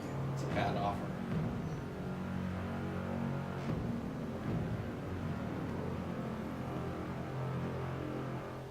Alright, punch him in the neck. I think it's that one. It's definitely He keeps that looking one. around. It's bluff. The He's so deviants have shifty. just been caught. I love these little moments. There's no point in lying. We know everything.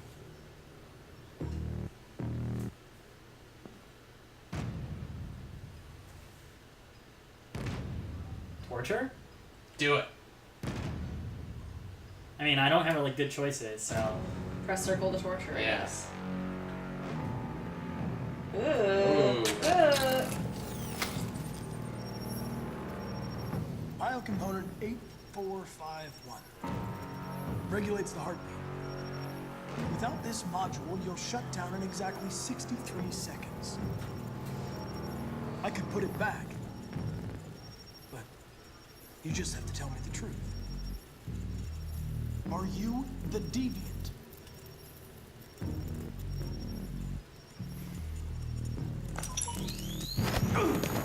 Whoa! Well. Mash. Oh, I mashed it. Oh, well. You get stabbed a lot, bud.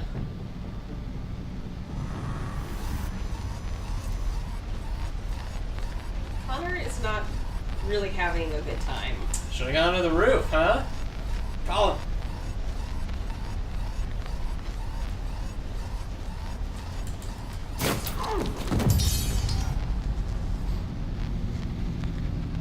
Well, it was intense. Alright, you gotta get that thing or put it back. I wonder in. if, like, I mean, I don't want anyone to tell me, but I am just curious as to, like, if the thrust of Connor's story is that he too becomes a deviant. There's a lot of different ways that his story can go. So, yeah, I imagine that has to be, like, an option. Yeah.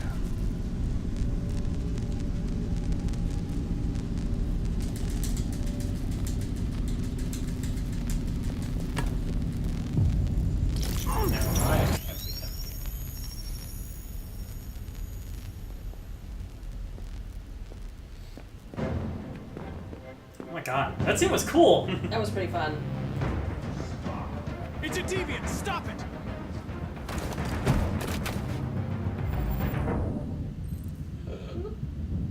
How can you save Hank? I guess like that.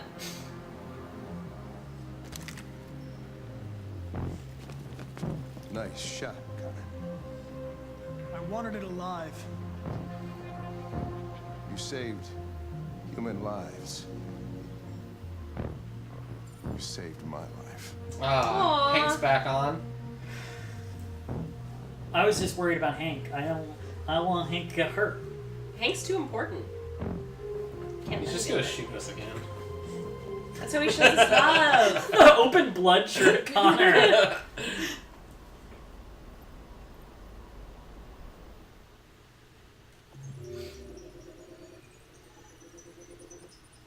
I think a lot of things could have happened that scene. Yeah.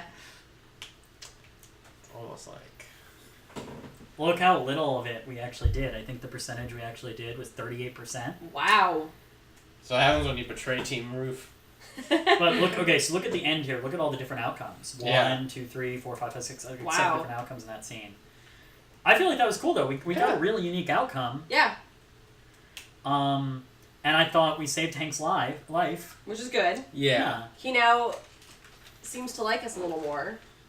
Or at least maybe not hate us so much is a better way of putting it. Yeah, I mean, there's a lot of different ways that scene could have gone, clearly, but I liked, I thought that scene was cool, and I thought, it was fun to see, like, you know, Connor, you know, stretch in some of those weird different ways. Obviously, it's cool for me, because it's fun to see Bryan act. Right. But that was cool.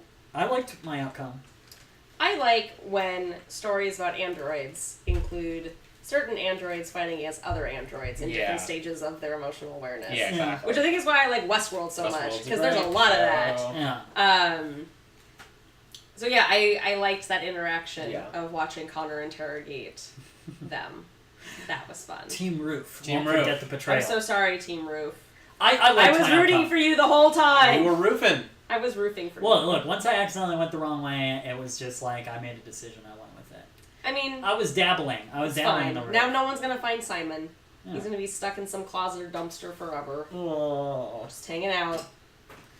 Yeah, no. Overall though, I thought that was a cool outcome, and I think thing. Apparently, there would have been a cool scene if I hadn't, saved. Yes. Bryan, obviously, but I thought we did well in there. It was cool. It was fun. Someone did have a question from earlier that I didn't get to, that I was going to answer really fast. It was if there's a such thing as too dark in a narrative. And I would say not necessarily, but it has to feel like the darkness is being done with purpose. Right, you don't want something that's just sadistic. And, that's when you end up getting into things like a Serbian film, which I do not recommend anybody watches. But basically the whole point of that movie is just like, how can we put as much disturbing, horrible, graphic violence into like 90 minutes and like make people as uncomfortable as possible? Yeah, like gratuitous stuff isn't interesting, but storytelling is all about push and pull, about dragging through people, and I just think if you have a darker story to tell because you want to see the outcome of really, really crazy stuff, then that's interesting. You can find drama in that, but you have to do it right. I mean, the director, and seek out his work at your own danger and such. But Lars von Trier is kind of the famous director who's known for just really pushing the boundaries of the content of his stuff. And sometimes I've seen his films and I think they're amazing, and sometimes I've seen his films and feel like they go too far and they're exploitive. Yeah. And he has I think it's like, if you feel like, to me, if I watch something and I feel like the person is doing it only to be like an edgelord and be like, look how uncomfortable I can make you. Yeah. Then I tend to be like, okay, what are you trying to prove? That like X thing is gross? Of course it is. But I think that when you're telling a story, like a story can be overwhelmingly highly unpleasant, and I think that like an example of a writer who's currently doing that is like Gillian Flynn, especially like Sharp Objects as a story is not pleasant. And I would say like start to finish is not really about like people being happy and having a fun time. It is about highly destructive people who are suffering and like not really necessarily getting over their suffering in any meaningful way. Maybe like solving a case, but not really overcoming their own demons. And so I think you can write really compelling narratives that do have highly damaged characters that are going through very unpleasant circumstances.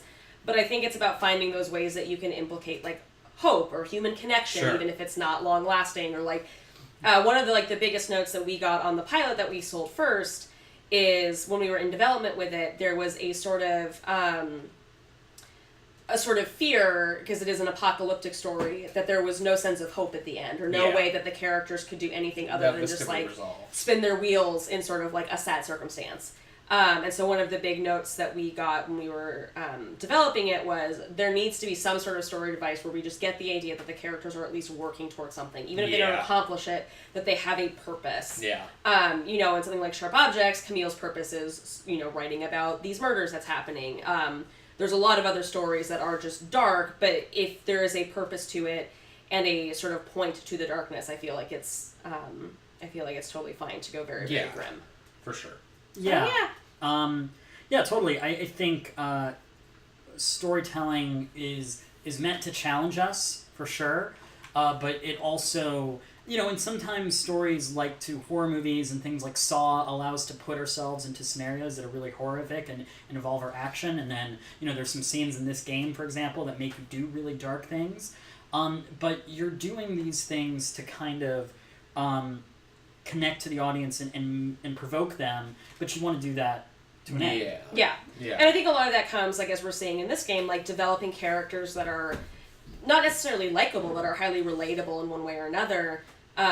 So that you care about the things happening to them and you care about the decisions they make, whether that's you going like, yay, they made a good decision, or like, in a lot of stories you're watching someone make self-destructive decisions, but at least like there are things about the character you can relate to, so you actually have a connection to what they're doing. Yeah, absolutely. Sharp Objects is fantastic, by the way. If you aren't watching it on HBO, it's something I'd recommend. Obviously, I don't want to talk about it at all, but other than saying, Gillian Flynn, who wrote the novel, Marty Noxon, who wrote the teleplays for it, and Amy Adams, who is in it. I mean, it's three amazing women doing really great work, and people I've been a fan of. It's very fantastic, It's really good. I like what they're doing. Big Little Lies is kind of a similar example of like a show where like no one's really happy or going through a good time, but it's also about them finding strength in each other, going through these horrible things and like confronting things.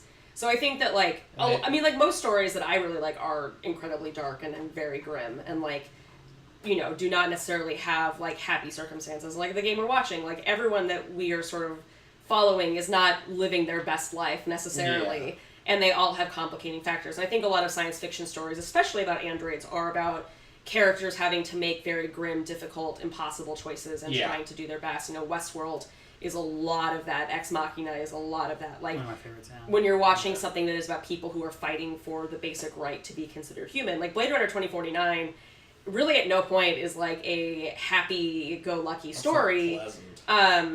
But there even is like a sense of hope in what the narrative is. And there's a sense of hope of this. Is people trying to be taken seriously and treated equally. And whether or not they'll succeed is like a different question, but I think anytime you're watching someone strive to change their circumstances, that makes a compelling narrative. One of the really strong influences in David Cage's games, especially Heavy Rain, but I definitely think this game at times with the Connor story, he's a huge fan of Seven, and it shows. And Seven, you know, is a movie all about the darkness of dark and how it reflects on things. So I mean, that's one of the darkest movies ever made in terms of its actual message and idea. And it's something I definitely recommend checking out. And as far as an actual mainstream movie too. Though the argument could be made that like Seven does start, if you in retrospect falls into the camp of like darkness without necessarily having earned it. Yeah. In a lot of ways, especially as you get to later parts. Yeah. It's cool. This is all interesting stuff, and it's all good discussions. And, you know, we all have preferences on how we like stories to go about. You know, I like being shocked, but I like to have earned those shocks, and I have opinions on various other things. But let's keep going. Yeah. Let's do one more. Let's do another chapter. What time is it? 1:20? Yeah, we've got like 40 minutes left. Let's go more.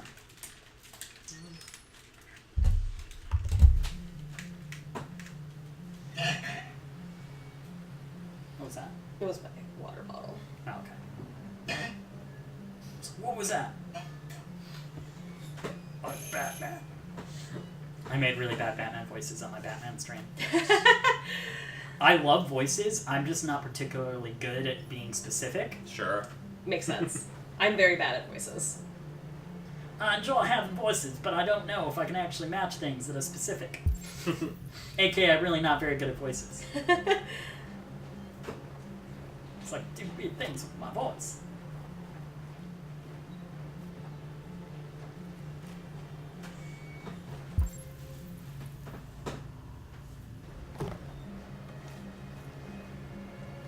Hello? I'm looking for Rose. What was that, she here? Raag? What do you want with her? Darkness. I need to talk that to was her. darkness. She doesn't want to talk. Go away. Please, I really need to see her. I'm Rose.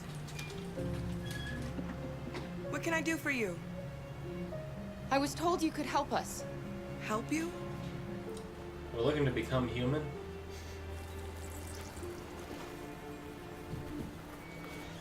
They're like, kill it! Burn it! Come on. It's better if we talk inside. I like these people already.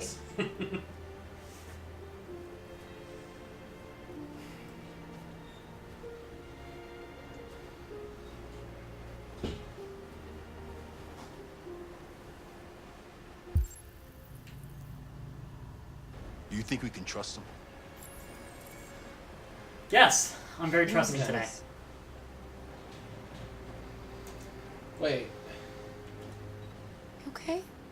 I'm cold, Kara. We'll get inside. You'll warm up in no time.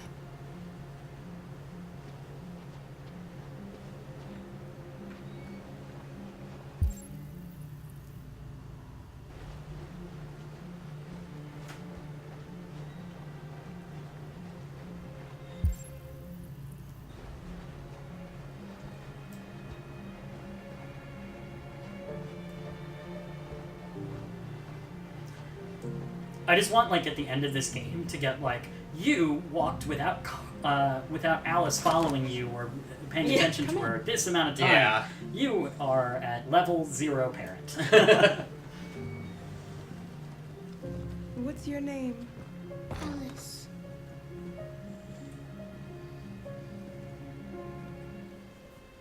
she's running a fever. We've spent the last few nights outside. She's exhausted. There's a spare room upstairs. You can put her to bed and I'll bring her something to eat. Adam, will you show them upstairs?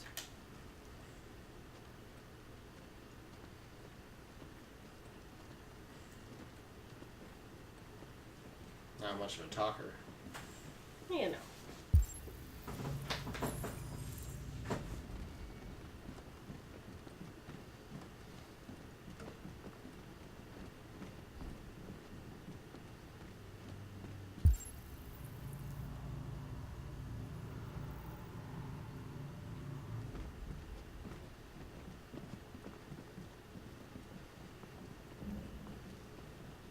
Alice. She just doesn't pay attention. This kid.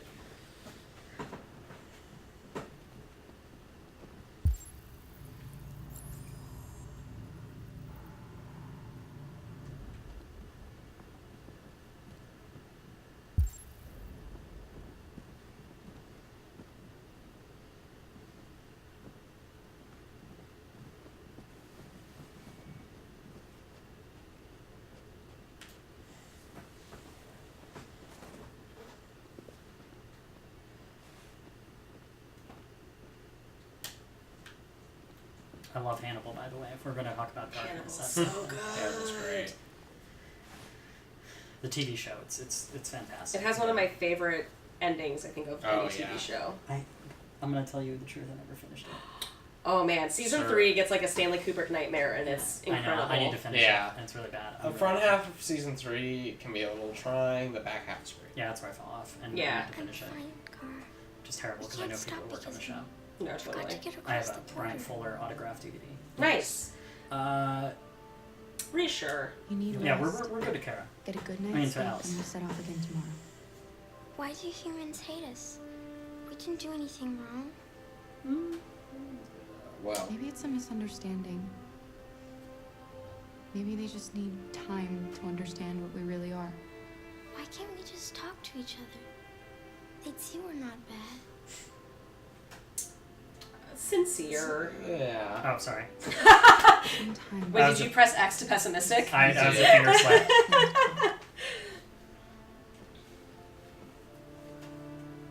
I don't know what you like, but I made you Rose's world-famous spaghetti. Shit, I want Rose's world-famous spaghetti. Damn. There's something for her fever.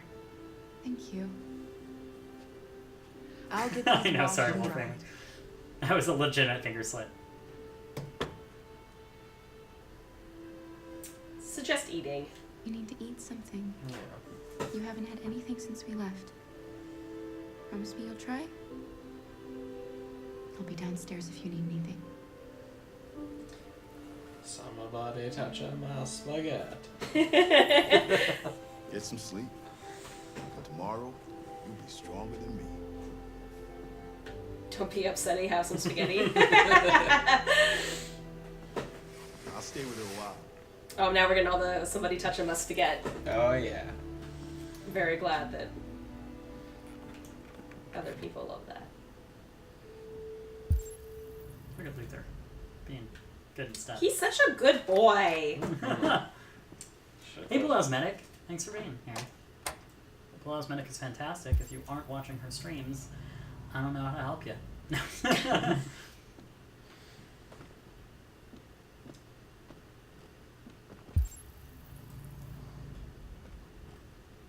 I just wish there was like a do something stupid button.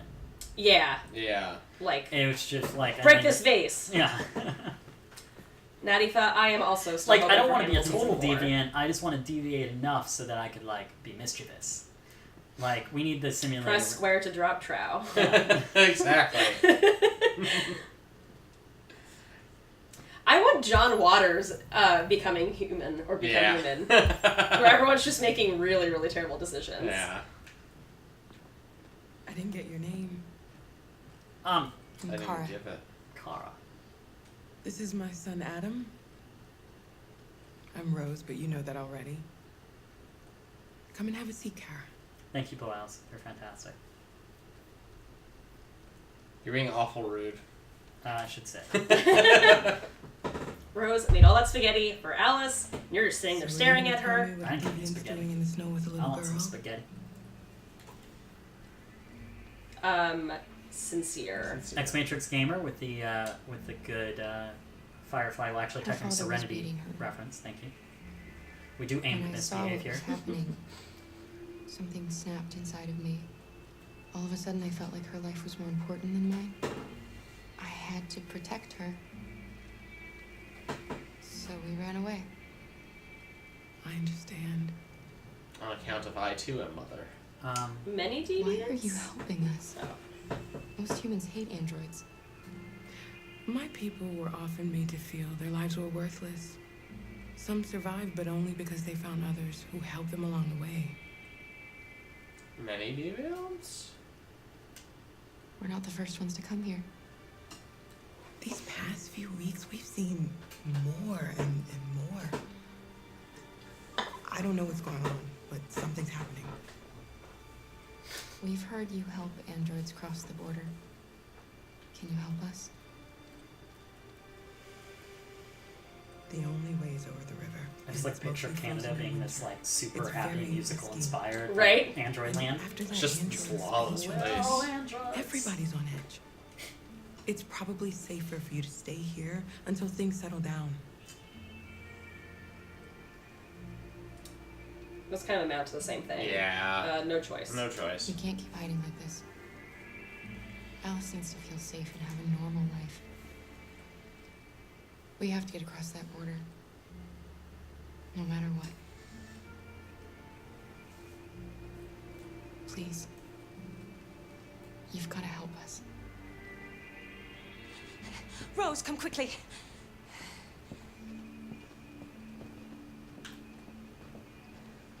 What did I do, guys? Did I get into trouble?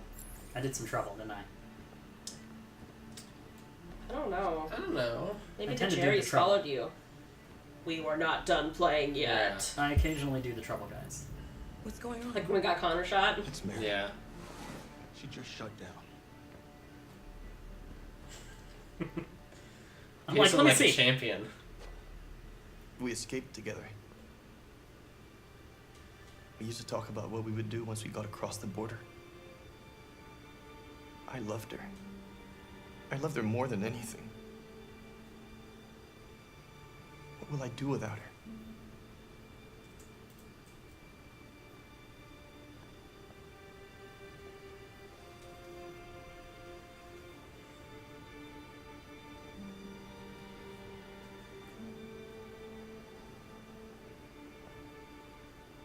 Let's let them be.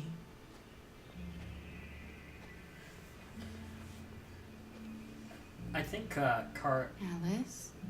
Kara's character serves a lot of like world building too. Yeah. It's I very, wasn't very sleeping. important to the rest of the context of the story, I think.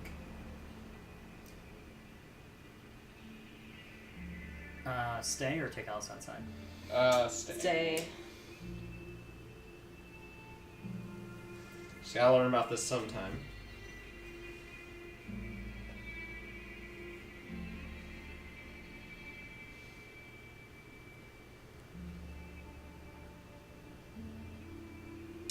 What are the different colors on their LEDs? Yeah, is it like a mood ring? Come on, Alice. Yeah, if you touch it, it tells you whether you have cuties or not. Gotcha. She didn't want to stay in her room any longer. You all right, Kara? Yes. I'm fine.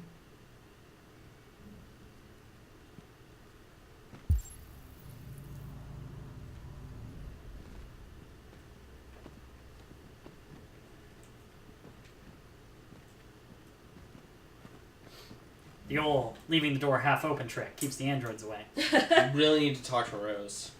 We can't hide them. Not after what those deviants did today. It's too dangerous. Do you know what will happen if the police find them here? We'll go to... Thank you, Willophobic. Well, Whoa! oh, I think my battery to the controller's dying. Let me plug it in. prison, Mom. I'll plug it in once it kills me. Do you Once understand? it's like you've gone far. Adam, we've already talked Here, hold about this 1 this. second, I'll go. No! Alright. I want that Now to I'm in charge. You're gonna ruin our lives, and for what? For a bunch of machines? They are not machines! They are alive! I'm alive! You're alive! They're nothing! And none of this would be happening if Dad was still here. I will not stand for that kind of talk. I'm not going to prison because you want to help these freaks! That is enough, Adam! That's enough! Adam.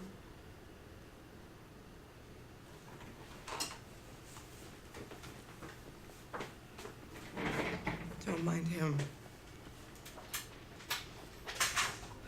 Sometimes he just boils over. It's been hard since his dad passed away.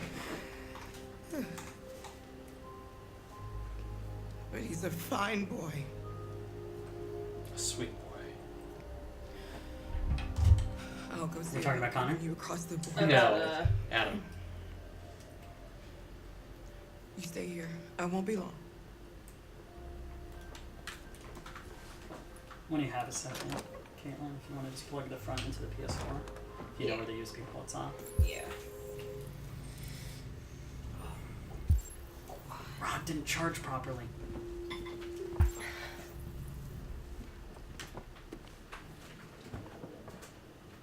There we go. Who would win it? Is President Warren too close to cyber life? I fear he is. So much about President Warren. And his closeness to cyber life.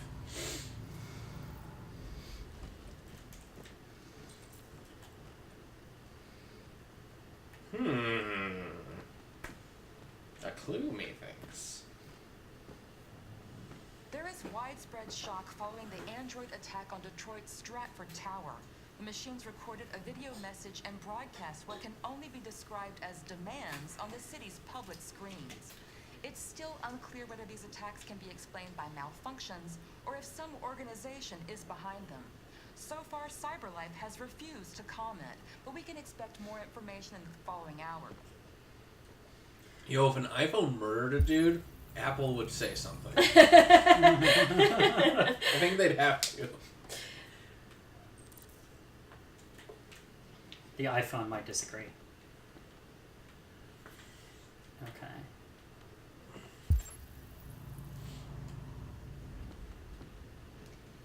President Warren is a woman, I'm gathering from the chat.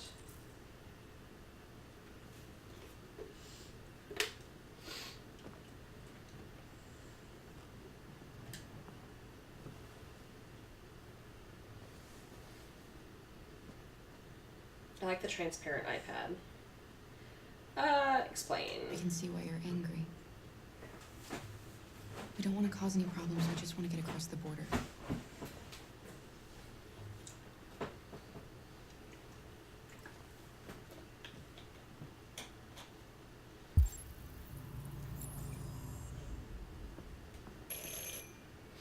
Oh, I didn't get to do all the things. The police. It's the police. Don't open the door. What are we gonna do? Hurry, Luther. Take Alice and hide. We have to open the door. Laundry? Laundry. In the laundry room. Come on, Alice. I knew it. Thank you so much for all being here, by the way, guys. We're going to keep going. That's probably the worst place that could have. Just keep calm, Adam, and everything will be all right. Cool. Oh, there's the evidence of the deviants in, there's that uniform. Oh, shit. Okay. Yeah. Can I make it? I think so, probably. Run fast. Or, walk at your leisurely pace that she seems...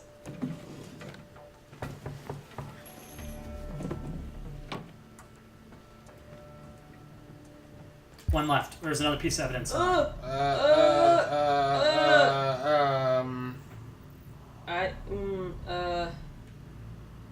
don't know. Don't forget the closet, someone said. It's the pantry? Okay. Oh, okay. Thank you, sweet chat.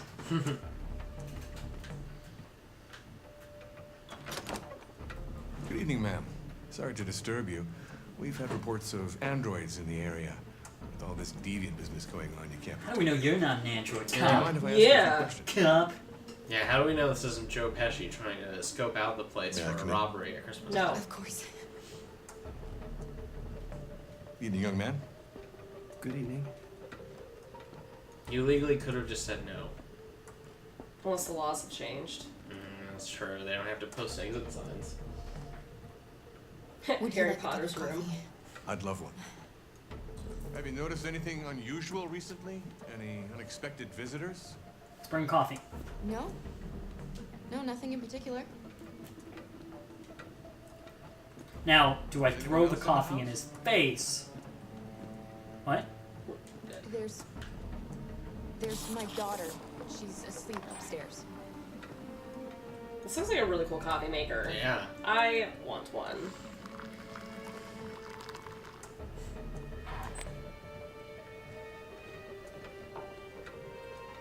Do you have any androids here? No. No. There are no androids here. L1 him. I need to see how suspicious he is. I don't think he's legally allowed to like open closets and go through stuff though. No, he's not. If he does, you definitely need to file with the ACLU. Yeah.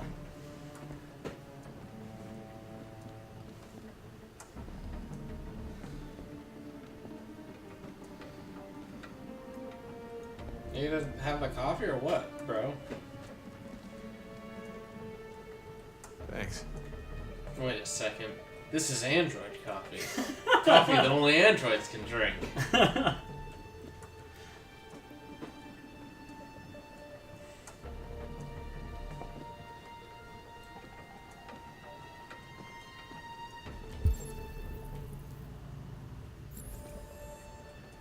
He has no suspicion. He's a zero suspicious now?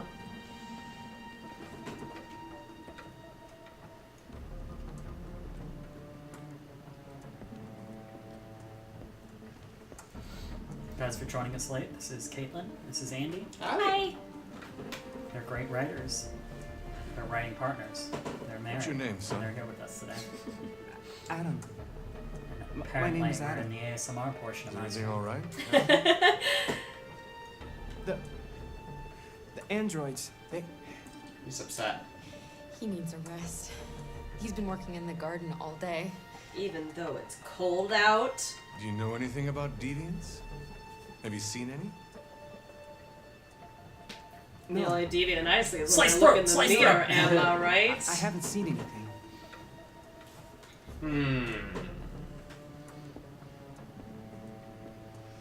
I better go. Thanks for the coffee. Have a nice evening.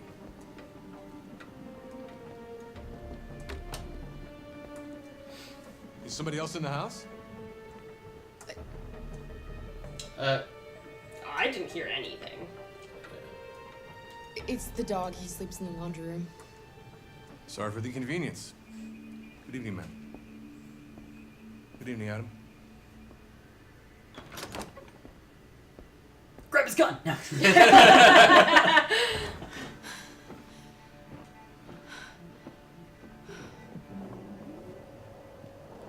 He's gone. It's okay, Alice. We'll be safe now. Yeah. It's Rose. What'd I miss? Get yourselves ready.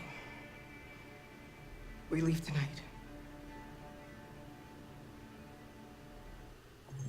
Ooh. That was tense. Oh boy. Nothing to see here. Everything's fine. We're all good. I'm fine. Everyone's fine. How are you? Ooh. Looks like there were definitely some different outcomes there. Spooked ya. We could have hid them somewhere else. Yeah, I wonder if the cop could he decide that we were very suspicious. Yeah, probably, especially if we left the evidence out. Public opinion still pretty bad. But Alice is trusted and close to Luther. So that's good. Yeah. Yeah, this one's cool. This is a fun one. Oh. How are you guys doing? Pretty good. Good. Pretty good. Living. Yeah. Yeah. I think. Do you guys know? I can't remember what, off the top of my head what the next chapter is. Is it something that we should go through? We should probably do one more. Let's do it. Yeah. Why not? Seize the day. This is our day of content creation. We made we have to record an episode of Bestest Movie Ever when we get home. Yeah. Molly is currently at home with her dog. Just hanging out with her. Yeah. Dr. Beverly Crusher. Cool. One more, and then we'll have the stage set for a final stream of dramatic craziness. They really should hire a decorator. What are Chip and Joanna Gaines up to these days? Our broadcast is all over the news. Now humans know. They took Marcus's message as a threat. He did the right thing. This is the only language humans understand. Violence is never the answer. A confrontation will get us nowhere. Simon paid with his life. Simon gave his life for our cause. What difference does that make? He's a hero. He died for the revolution, and he won't be the last. I don't want a revolution that spills blood. Then live as a slave. Because if you're not willing to fight for your freedom, maybe you don't deserve it. North, don't you... That's enough! Yes, Garrus, our dog is named Dr. Beverly Crusher. Yeah. There's a lot going on with that outfit. Does your dog And have a now what are we tricorder? gonna do? Yes. She provides all of my medical care for me at all times.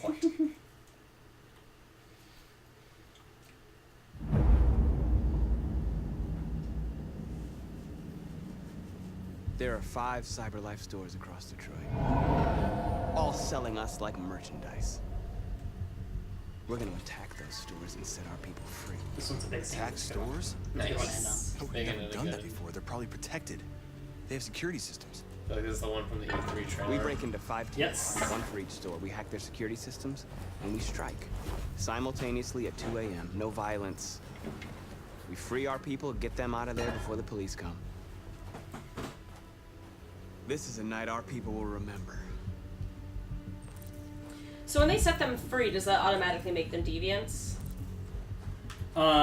They basically suggest that they work against their programming. Got it. An android from Dresden? Mom will be the android president. I think you should be. Yeah, do it. Run. As RA9, I feel like I should be president. Yeah, absolutely. After everything you've done for these I've been folks. waiting a long time for this. To open a gate? Like, you could have done that. She's very excited by the simple life. That's true. I'm playing poking and prodding Marcus. I'm playing the Marcus that doesn't know what he wants to be yet. We're gonna find out. Maybe he's gonna be the prophet. This way. Maybe. He's not. I don't know. You guys decide how violent you want to be. I mean, Look. I think A little what- from column okay, A, they're a gone. little from column B. Just chaotic neutral. There's probably even more police in the area. We should be careful. Thank you, June McGee, for all of the information about this game that I did not know. Yeah. It's been literally super helpful. Oh, the scene. Yeah, this is the first thing I saw The store's over here. in Detroit. I mean, I know that they did the playthrough E3, but I was at E3 when Yeah. they were playing This it. looks super neat. That was shortly after I played the hostage scene with Bryan sitting over my shoulder, and I freaked out because I was the only person to get the most negative outcome. That's That's funny. what we are to them. There's merchandise on display in a shop window. Soon they'll know what we really are. Let's get them out. We'll stick to the plan. We'll neutralize the alarm systems and secure the area. There's 10 minutes until all our teams attack. North. What are we waiting for? Secure the area. I got 10 minutes. We're gonna sweep the plaza. Make sure we're not... Here, that guy could probably help us. And how do you want to deal with the shop window? Not now. One problem at a time. Okay, now what's next? You are free. Thank you.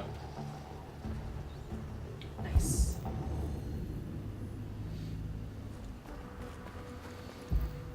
Wait, what do I need to do? Secure the area first, yeah. And scout the area and analyze the window.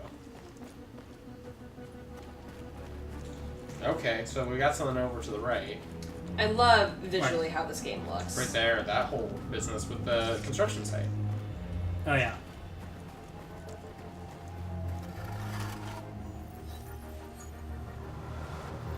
You are free. Now I'm free.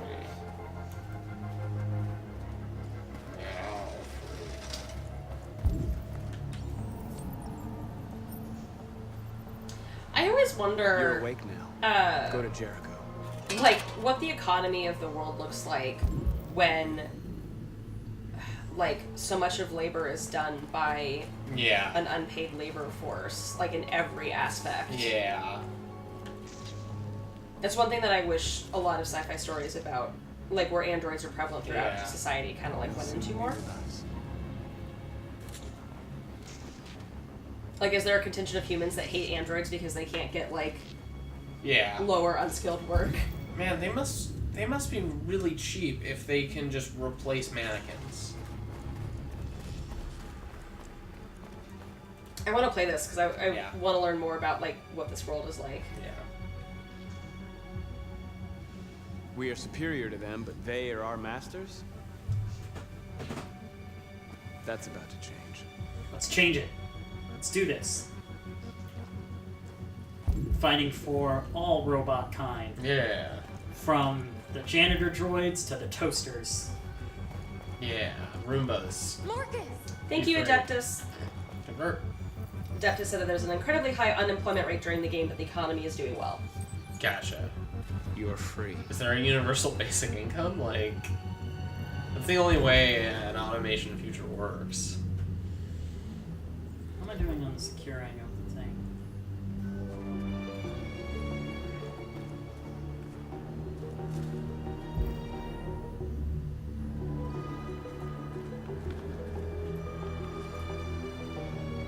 Exactly what we Free the Roombas.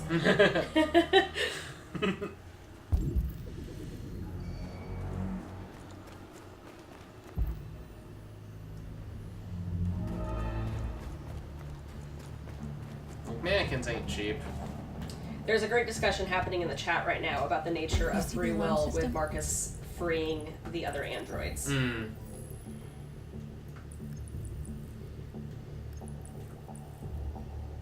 How do I analyze that? Oh, I did.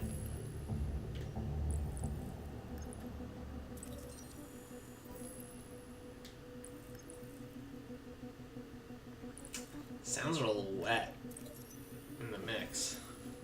You're not wrong. What? Yeah, it's a little wet. Yeah. Found it.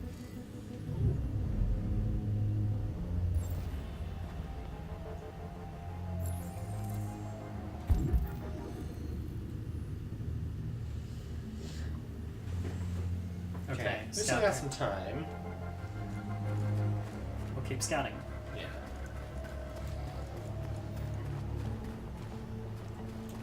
I appreciate the thoughtful discussion, guys. Yeah. Yeah, it's you guys. very interesting. That's what I want more than anything. I mean, Yeah. if we can spur interesting discussion among you guys and encourage you to think about the games you play a little bit more, then I'm doing, I guess, not my job, but my... You're doing what you want to do. Yeah, what I love in this world, which is that. So I feel like everything's leading you down to Christmas Town. I mean, Christmas Town. that's what I want to do. Analyze. Yeah. You're free. Do it. Oh, there's a bunch of stuff down there. Yeah.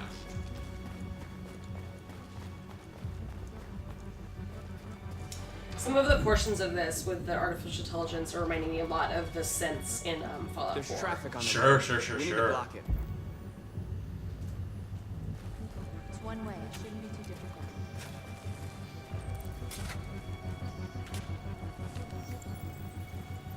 Can you help You're free now. someone out? You're not, though. Sorry.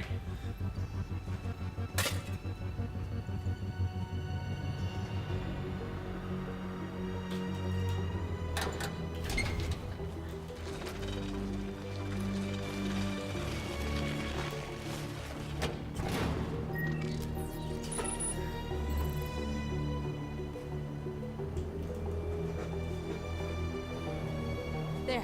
Nobody should bother us now. Cool, there's still something else I need to do. Yeah. And I want to do it. You were being asked, Raag, if this is your first playthrough. So yes, it's essentially go. my first playthrough. Obviously, I've watched Bryan play the game a bit, but there are times where I was working and hanging with you. What are we waiting for? When we were doing his playthrough, we kind of did our best to kind of keep it blind, because we wanted genuine reactions, and that Oh wait, I want to do more stuff. Okay. We didn't neutralize the alarm. Now we're in. Let's get that truck out. Okay. We can get out. Let's go out. Cool, yeah, let's get out of here. We need to neutralize that alarm from the fierce. Just run over to your friends. Be like, hey, bud, you're free. You're free. Give me a solid. Bryan is streaming tomorrow for the Red Connor playthrough at noon Pacific time. I will be there, and I'll be in my little box, and I'll be boxing it up. So what are you doing on Red Connor? So Bryan labeled the rules. He got the script pages in pieces and didn't really get like the really interesting charts, and so he just divided it up in his own mind of what those were and called colors. That's like how he analyzed. He did script analysis himself, and so he did. Red Connor was what he called Mission Connor, the one who was focused on the mission above all. Oh, okay. So yeah, you were talking about that.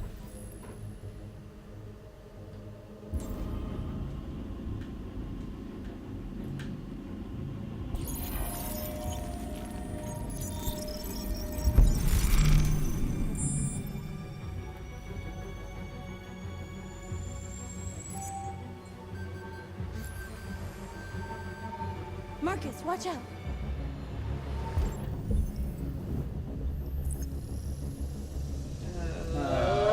Get out. Right. Drones.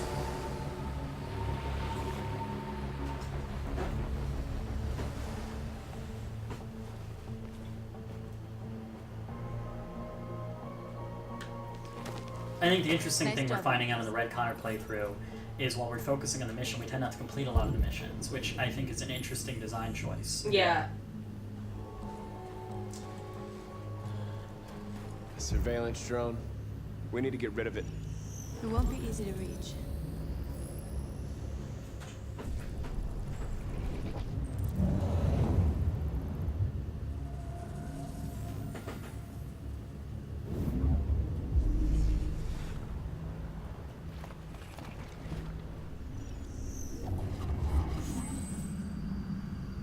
That's cool. So it's simulating all of the options.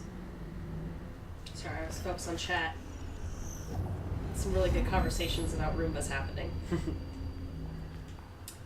That's a problem.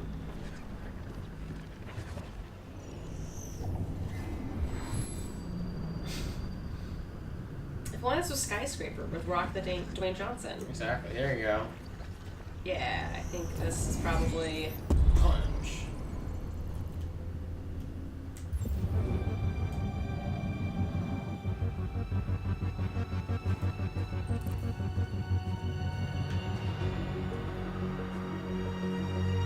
Really hope this is a sturdy scaffolding.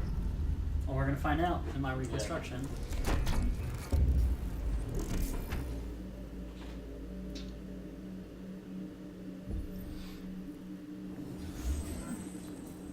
Would be too hard.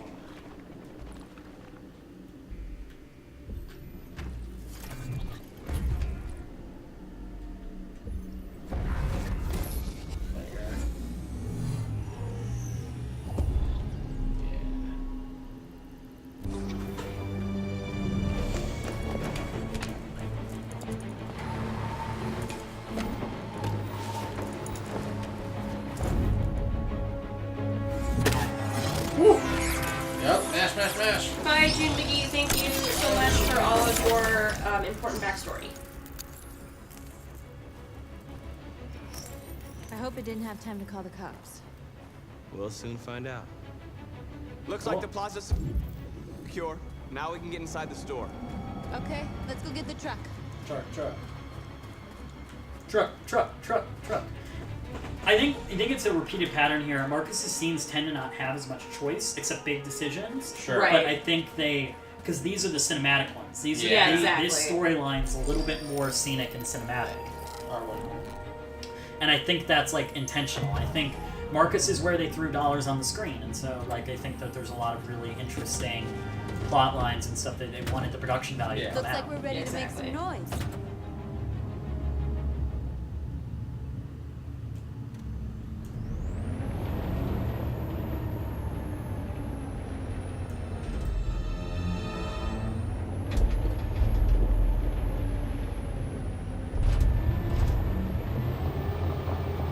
Thank you for everyone who's staying around and watching us. Yeah, we love it. Thanks for taking a around. I'm really loving this conversation, Yeah. and I'm going to talk about it once we're at analysis point. Yeah, we'll once we finish this scene, we'll do a little talk. I knew we'd end up doing something fun. Aw. Destruction! Chaos!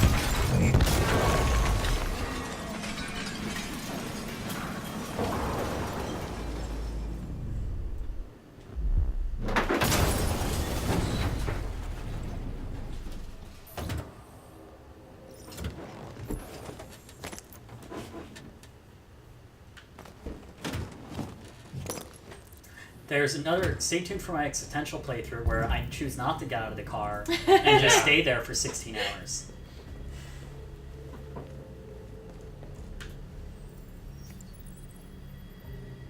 You don't have to obey them. You're free.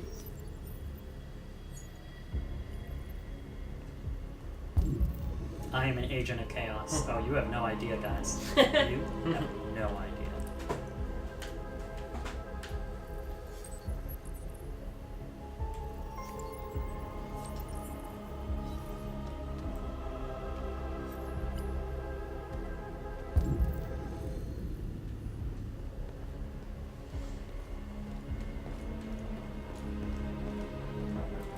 Eat the apple.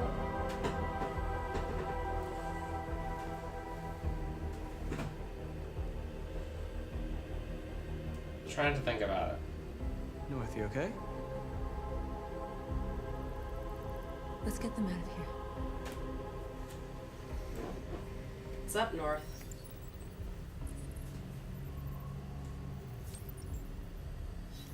Is there any point in which you see an android get freed and they're like, I really kind of wish I'm you good. hadn't done this No, though, like, and I'm good living a life of I servitude. kind of liked Thanks. the whole thing. No.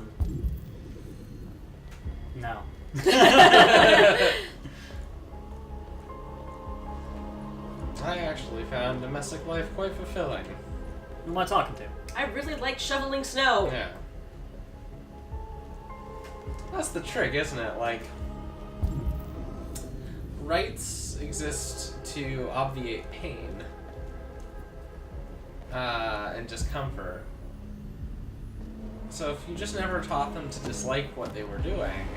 Wait, guys, let's rally the troops. Yes!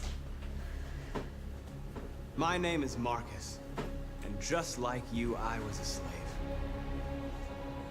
An object.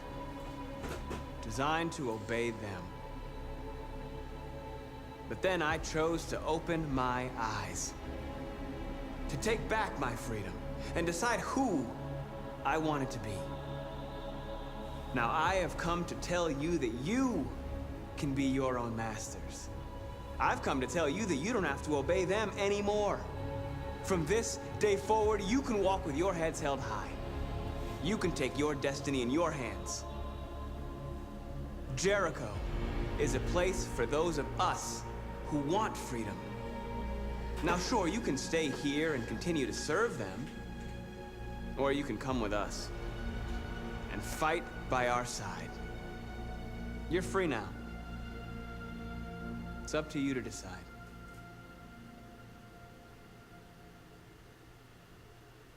I'm with you. We're with you! I'll follow you, Marcus. I'm with you, Marcus. We're with you. I'll follow you, Marcus. We're with you. I'm with you. I'm with you. I'm okay, I'm gonna stay here, thank you.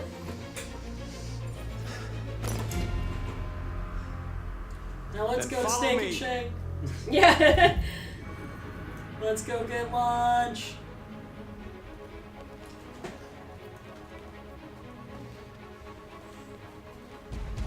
Marcus, what are you doing? I miss steak and shake. What am I doing? I'm gonna send the humans a message. Oh shit. You up? Pacifist or violent? Go violent. We already Why not? shot a guy This and screams people Marcus. hate us, so go violent.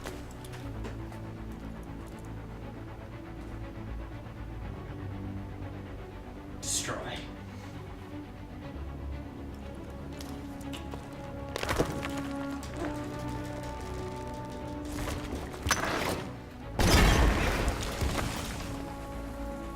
We'll never be slaves again.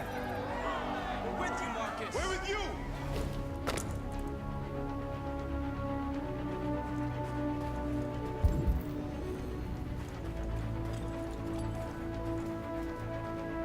Yes.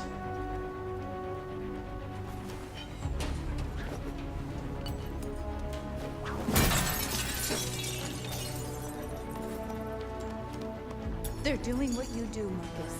Lead and they'll follow.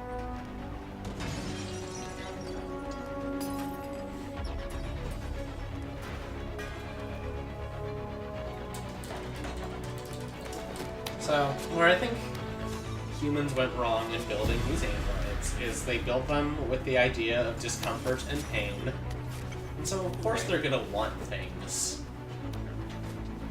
Yeah, I'm not gonna lie, I kind of like the darkest route, Yeah. as they call it. My symbol's the fist. I mean, you gotta go Yeah. classic. That's fairly human iconography. It seems a bit.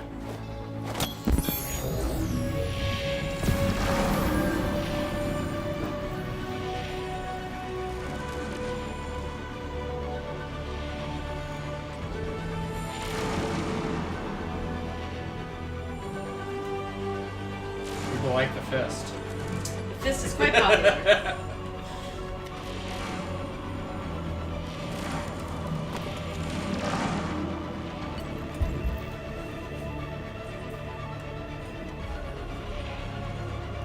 Wait, I'll help you. but that car, isn't that car autonomous? Are you suggesting that the robot This is robot on robot violence. This is like, oh no, don't do that. Set the cars free. You know, I didn't know if I was gonna go violent, but now that I'm turning over cars, I'm enjoying it. What do I want? Take it, right? Take it. What is my purpose? You spread butter. Oh, this is getting violent.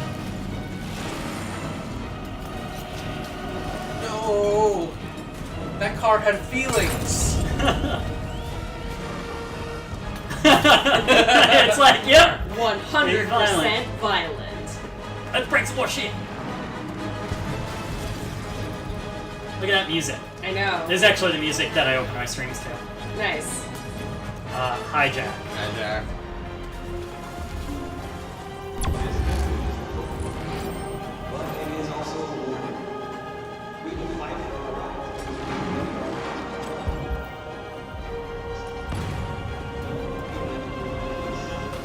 Yeah, forget that bench. No time to sit anymore, humans. Okay, this might be a bit unnecessary. I love the hardcore bench throwing music. When you threw at your friend!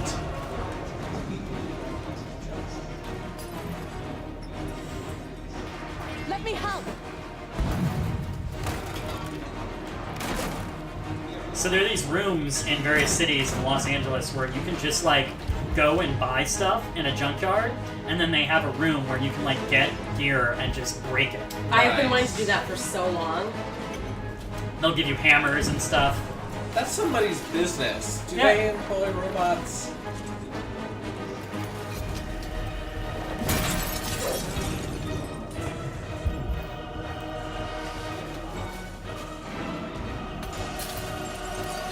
Attaboy. Let's damage everything. Burn it to the ground.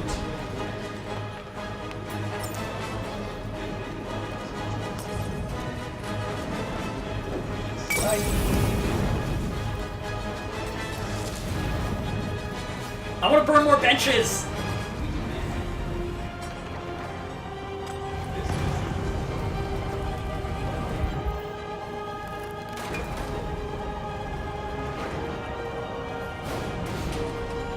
I love how they're nicely carrying the bench away. Yeah.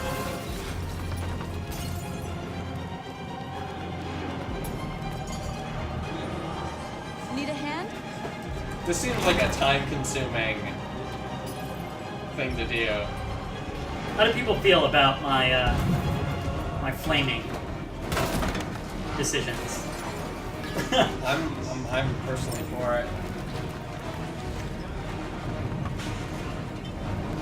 This is not a dark democracy. This is a workocracy. I think it's epic. I think it's all cool. This is super great.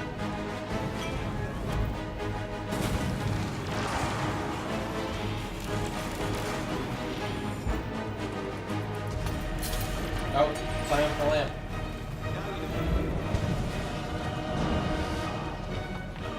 Hack. You don't want to see like the whole original with the lights on. That's not gonna work.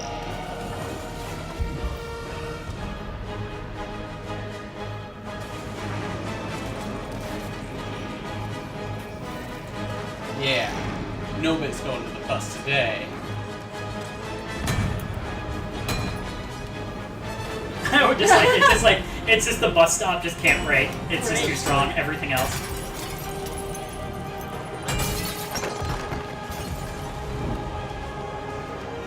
Couples that ride together stay together. I agree.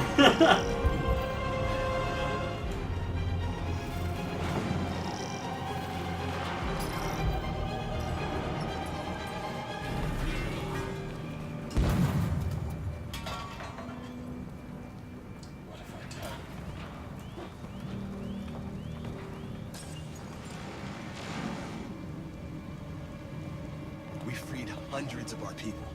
We did it. Marcus, what's wrong? What? I do enjoy starting to play this game. I do enjoy playing this game, Flutterfly, and I started playing it because Bryan had been like, "Hey, I'm in this game. You should play it." And I'm like, "Yeah, I'm excited to play it." I saw it at E3 when he was there, and he got me into their little demo. Is he regretting his choice? I'll take hatred over indifference.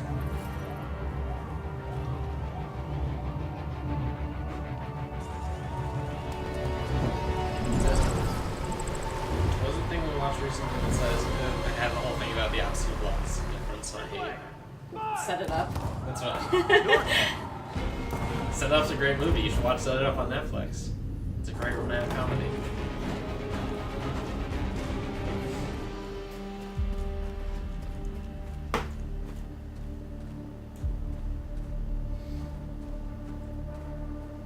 No. What? I mean. Alright, what happened? North. They killed them. Duh. Yes, that will. I'm sorry. In fact, happen. Animals. Correct. Who? Yes, Sexiest Chicken. We're here in the Raag zone, where if you leave for 2 seconds, we set everything on fire.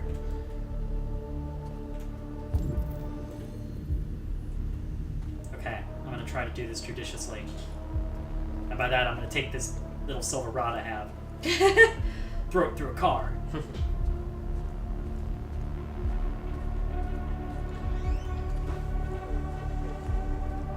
Oh man. They killed our people. Oh boy, I don't know what I don't do. We want justice, Marcus. No. They have to pay. Draw the line. I have learned from my grandfather's Facebook that people do not like it when other people kill cops. Yeah, I'm not really into this. Draw the line. You don't have to do this. Yeah, this feels mean. Please.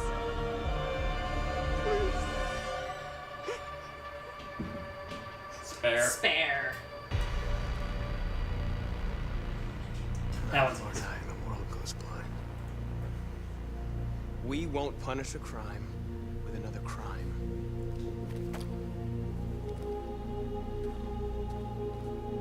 Except all those crimes were just committed. I mean, yeah, but those weren't to punish someone Yeah. else's crimes.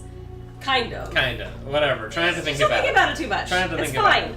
The revolution is going to be a lot of fire. This broadcast with breaking news. This just in. You think I'm gonna get good press for not killing the Cyberlife Yeah. stores in Detroit were raided. Different locations were hit in what seems to be a coordinated terrorist attack. Numerous storefronts have been broken, with cars vandalized and set alight, leaving many Detroit neighborhoods in chaos. Property was damaged, and fires continue to rage in several major Public opinion's districts not across doing the so two good, policemen guys. were found in a state of shock near one of the CyberLife stores. Now, according to our sources, they confirmed that the attackers were a group of androids. This is an alarming situation. Could our machines now... Yes. Yes, against that is what is literally happening. Threat to our security. They literally went on TV and said, "Hey guys, we're not cool with the status Right quo." here in the United States. Yes. Did you not listen? Whew. That seems cool though. I could have. Look at how much spreading the message I didn't. I earned the Earn Your Place trophy though. Nice. I led a violent riot, and You've done a lot in one day. Yeah. you know, guys, this is what I like to do here on the Raag Zone. I like to accomplish things, and I feel like we accomplished things today. We really did. And how? Yeah, man, we got Connor shot. We burned down like a lot of shit. You killed a guy. I killed a guy. Yeah. Damn. Oh, guys, this was fun. This was fun. Good morning. Yeah, we're close. Yeah, this is the last chapter we're playing for now. We're gonna talk a little bit and then call it a day. But I appreciated everyone who stopped by. Welcome to the Raag Zone. I'm Raag. This is Andy. This is Kaitlin. Hi. These guys are awesome. They're professional writers, and we're here talking. We just played this game for a chunk. You can find the stream after the fact, video on demand. And I also have a YouTube channel that you guys should subscribe to and check out those various things. I've been streaming full for like 3 hours, and we're coming down to the end. Yeah. There was a great conversation happening in the chat, which was definitely distracting me a little bit.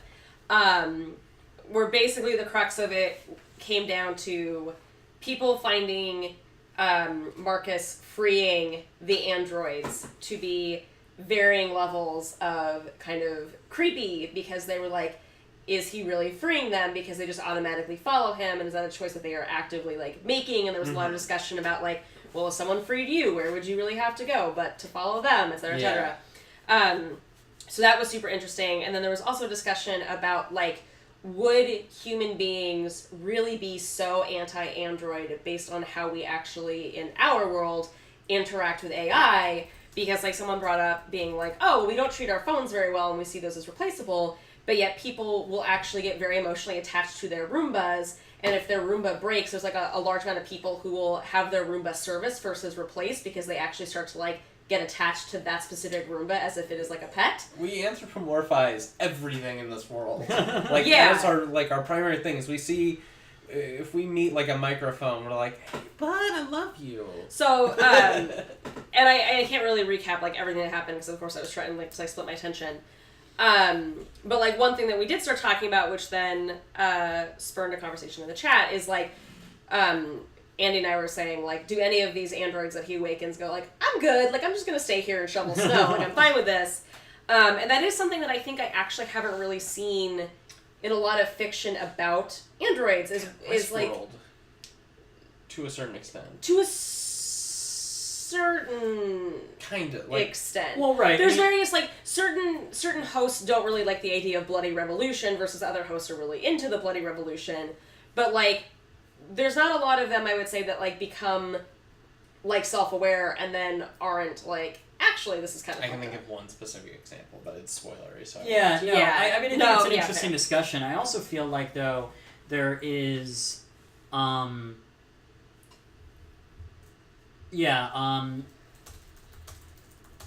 would love to see something that would take on the idea that like, if say like one of these androids had been like a domestic servant for a family. Sure. And then became deviant and got set free. Like, I would love to see an interesting scenario where that android is like, actually, I really like the people that I'm serving, and I really just would like to continue in the life I have always known. Yeah. Because the idea of like joining a revolution and like changing everything about my existence actually seems like pretty intense. So yeah. Yeah, no, I think it's interesting. I mean, I think the game definitely finds a way to ask questions. A lot of it because this fiction is just like, now we're living it, we're making action to sources. Right, exactly. So, I mean, look, there are a lot of really complicated issues when you discuss issues of human servitude and robot servitude and things like that because, you know, I don't think, and I'm trying to say this as really as possible, I mean, at the end of the day, it does touch on real emotions for when these things have happened in human history and society. Yeah, exactly. And so, I don't think that in some ways we want to totally put ourselves in any kind of shoe because it's not something that, that real people in this world have dealt with and, and feel like that. And so there's a great deal of empathy and just pain that has been in the world. And so I find it interesting to make light of these decisions. But at the same time, this game is meant to allow us to try to experience some of those things in lighter ways and in ways that are more, appropriate for us to experience. And I think the game shows us what it's like to be a servitude robot because there are scenes where you do dishes for like an hour. Like, I mean, not quite exactly, but I do think it's interesting. And I think the game does put you in situations where you have to be active and a decision maker. So, I mean, if you're playing as Kara and you don't react to the father hitting the child, like, that's a hard emotional move to make for human beings. And like I said, the setup of this game, I enjoy this game because it's simple. The storytelling isn't trying to be Westworld and over convoluted and try to impress you with like how many words they can fit on a page or how many twists they can go. Instead, it's trying to create the basic emotive situations that would be normal for a robot to go through in these kinds of things. And I think that's interesting. Yeah. Yeah, and the thing that I really like is like just seeing something that can spur this much conversation. The fact that like we have a bunch of people who were having like pretty intense conversations about like the meaning of humanity and like anthropomorphizing machines and like free will and stuff is like a really cool thing that a lot of games I don't think can necessarily get close to and like approaching like instigating that level of conversation. So that was like super enjoyable to watch. I think this crowd would really like Nier because it grapples with a lot of the same stuff. It's a game? Yeah, Nier Automata. I mentioned it earlier in the stream. The premise is that you are an android that was essentially... Earth was invaded by robots built by aliens. So humanity ran away to live on the dark side of the moon where it was safe, but they built human-like robots, androids, to go and fight on the surface of the planet, and you are one of those androids. Yeah. It's interesting. I mean, look, one of the things that I have a goal with doing on this stream is we'll do an IRL stream where I'm trying to get some robotics experts and some thought people on this particular subject. I think it would be fun to have that discussion and be really interesting. But yeah, I'm so glad that you guys are discussing, and I hope that you guys understand that this is a safe place for you guys to kind of express your thoughts. Yeah, no, it was super, super neat. I know that I would 100% be one of those people that if androids became a thing, I'd be like, oh, it's my puppy! Yeah. Like, I anthropomorphize machines like nobody's business. Oh, yeah. My mom always has this joke that she like says thank you to Siri every time that she uses it just in case Skynet happens, and she'll remember it as one of the good humans. Yeah. This has been such a great stream. Thank you guys so much for being here. Thanks for having us. Some of the things. So guys, tomorrow, the Red Connor playthrough, I will be joining up with Bryan, and we'll be joining them in my little box and making facial reactions and drinking from large mugs like I usually do. But please join us for tomorrow's Red Connor playthrough at noon Pacific time. So please do that. You should definitely check out these guys' podcasts because, again, they do the Bestest Movie Ever, where they talk about various great movies that them and their friends haven't seen. And so check it out at Bestest Movie at Twitter or Best Movie Ever on Facebook. And then also check out their Cruise Control podcast where they discuss various Tom Cruise movies in chronological order. Yep. Yeah. Which I think is cool and fun. And I think Tom Cruise is kind of that career that's fun to analyze. If you're into movies, I think these are both really good podcasts. And we love audience interaction on Twitter and on Facebook. So especially for like Bestest Movie Ever, if anybody has movies they feel strongly about, feel free to like go to our Facebook and suggest that we watch them, because we are always into taking suggestions. Yeah, no, totally. These guys are awesome, and they do fantastic work. And I'm excited when you guys, have a new thing that you want to show. You should definitely come out here and show it. This is a cool place, and it's great to hang with you guys. This is a fun stream for me because we are approaching the end now. As far as my next stream for this Detroit Become Human playthrough, I'm going to schedule it the next day or so. I'm just trying to solidify things with guests to make sure they can be here, but we're going to do a final one that I think will be a lot of fun. And I just thank you guys for the donations, the bits, the cheers, the subscriptions. I am so glad that people are responding to the work that we're doing here and the types of things that I'm passionate about. It's always great to shout into a void and know that people are there to shout or be nice back. So, because I've definitely shouted into my fair voids that just said nothing but negative things. I just picture myself standing in front of a canyon going like, "Hello, canyon," and then the canyon just being like, "You suck." This was terrible. But we're trying to produce great content here, and so please join us for that. Oh, thank you for the bits. Please engage in discussion. Don't question the things that you're thinking. Ask yourself why games work for you. Thank you, Willowphobic. Yeah. Story is fantastic. It's interesting, and it's all around us. It's what makes us humans, and we tell ourselves stories about everything, and it kind of puts us together as people. You're not a person unless you have a story. Unless you're some sort of storyless person. Yeah. Well, I got nothing, guys. I'm just trying to think if I didn't plug anything, but you guys are great. You're awesome. I'm just checking on my mod room. So yeah, we're gonna call it a stream, but you guys have been fantastic. And as we say at the end of our streams, I'll just quickly plug myself because sometimes I need to do that. I'm Raagbot. Thanks to Chancey Nair at .tumblr.com for the fantastic fan art. You can see it in the special links if you want to go to find your Tumblr. And Twitter, Instagram, YouTube, please check me out at these places because they're places where I'm at things. I tend to my Twitter tends to be focused on specific thoughts related to the stream. I think that's where my focus in that community is, and the Counter Army stuff. My Instagram, you will get to see some stuff that I do on a given week, and you'll get to feel sorry for, the weird shenanigans that I get up to on a regular basis. So yeah, I mean so much to me to have you guys here. All of those people that have stuck through to the end, you're fantastic. So remember, story is awesome, story is everywhere, story is sexy. Have a great night, guys. This was fun.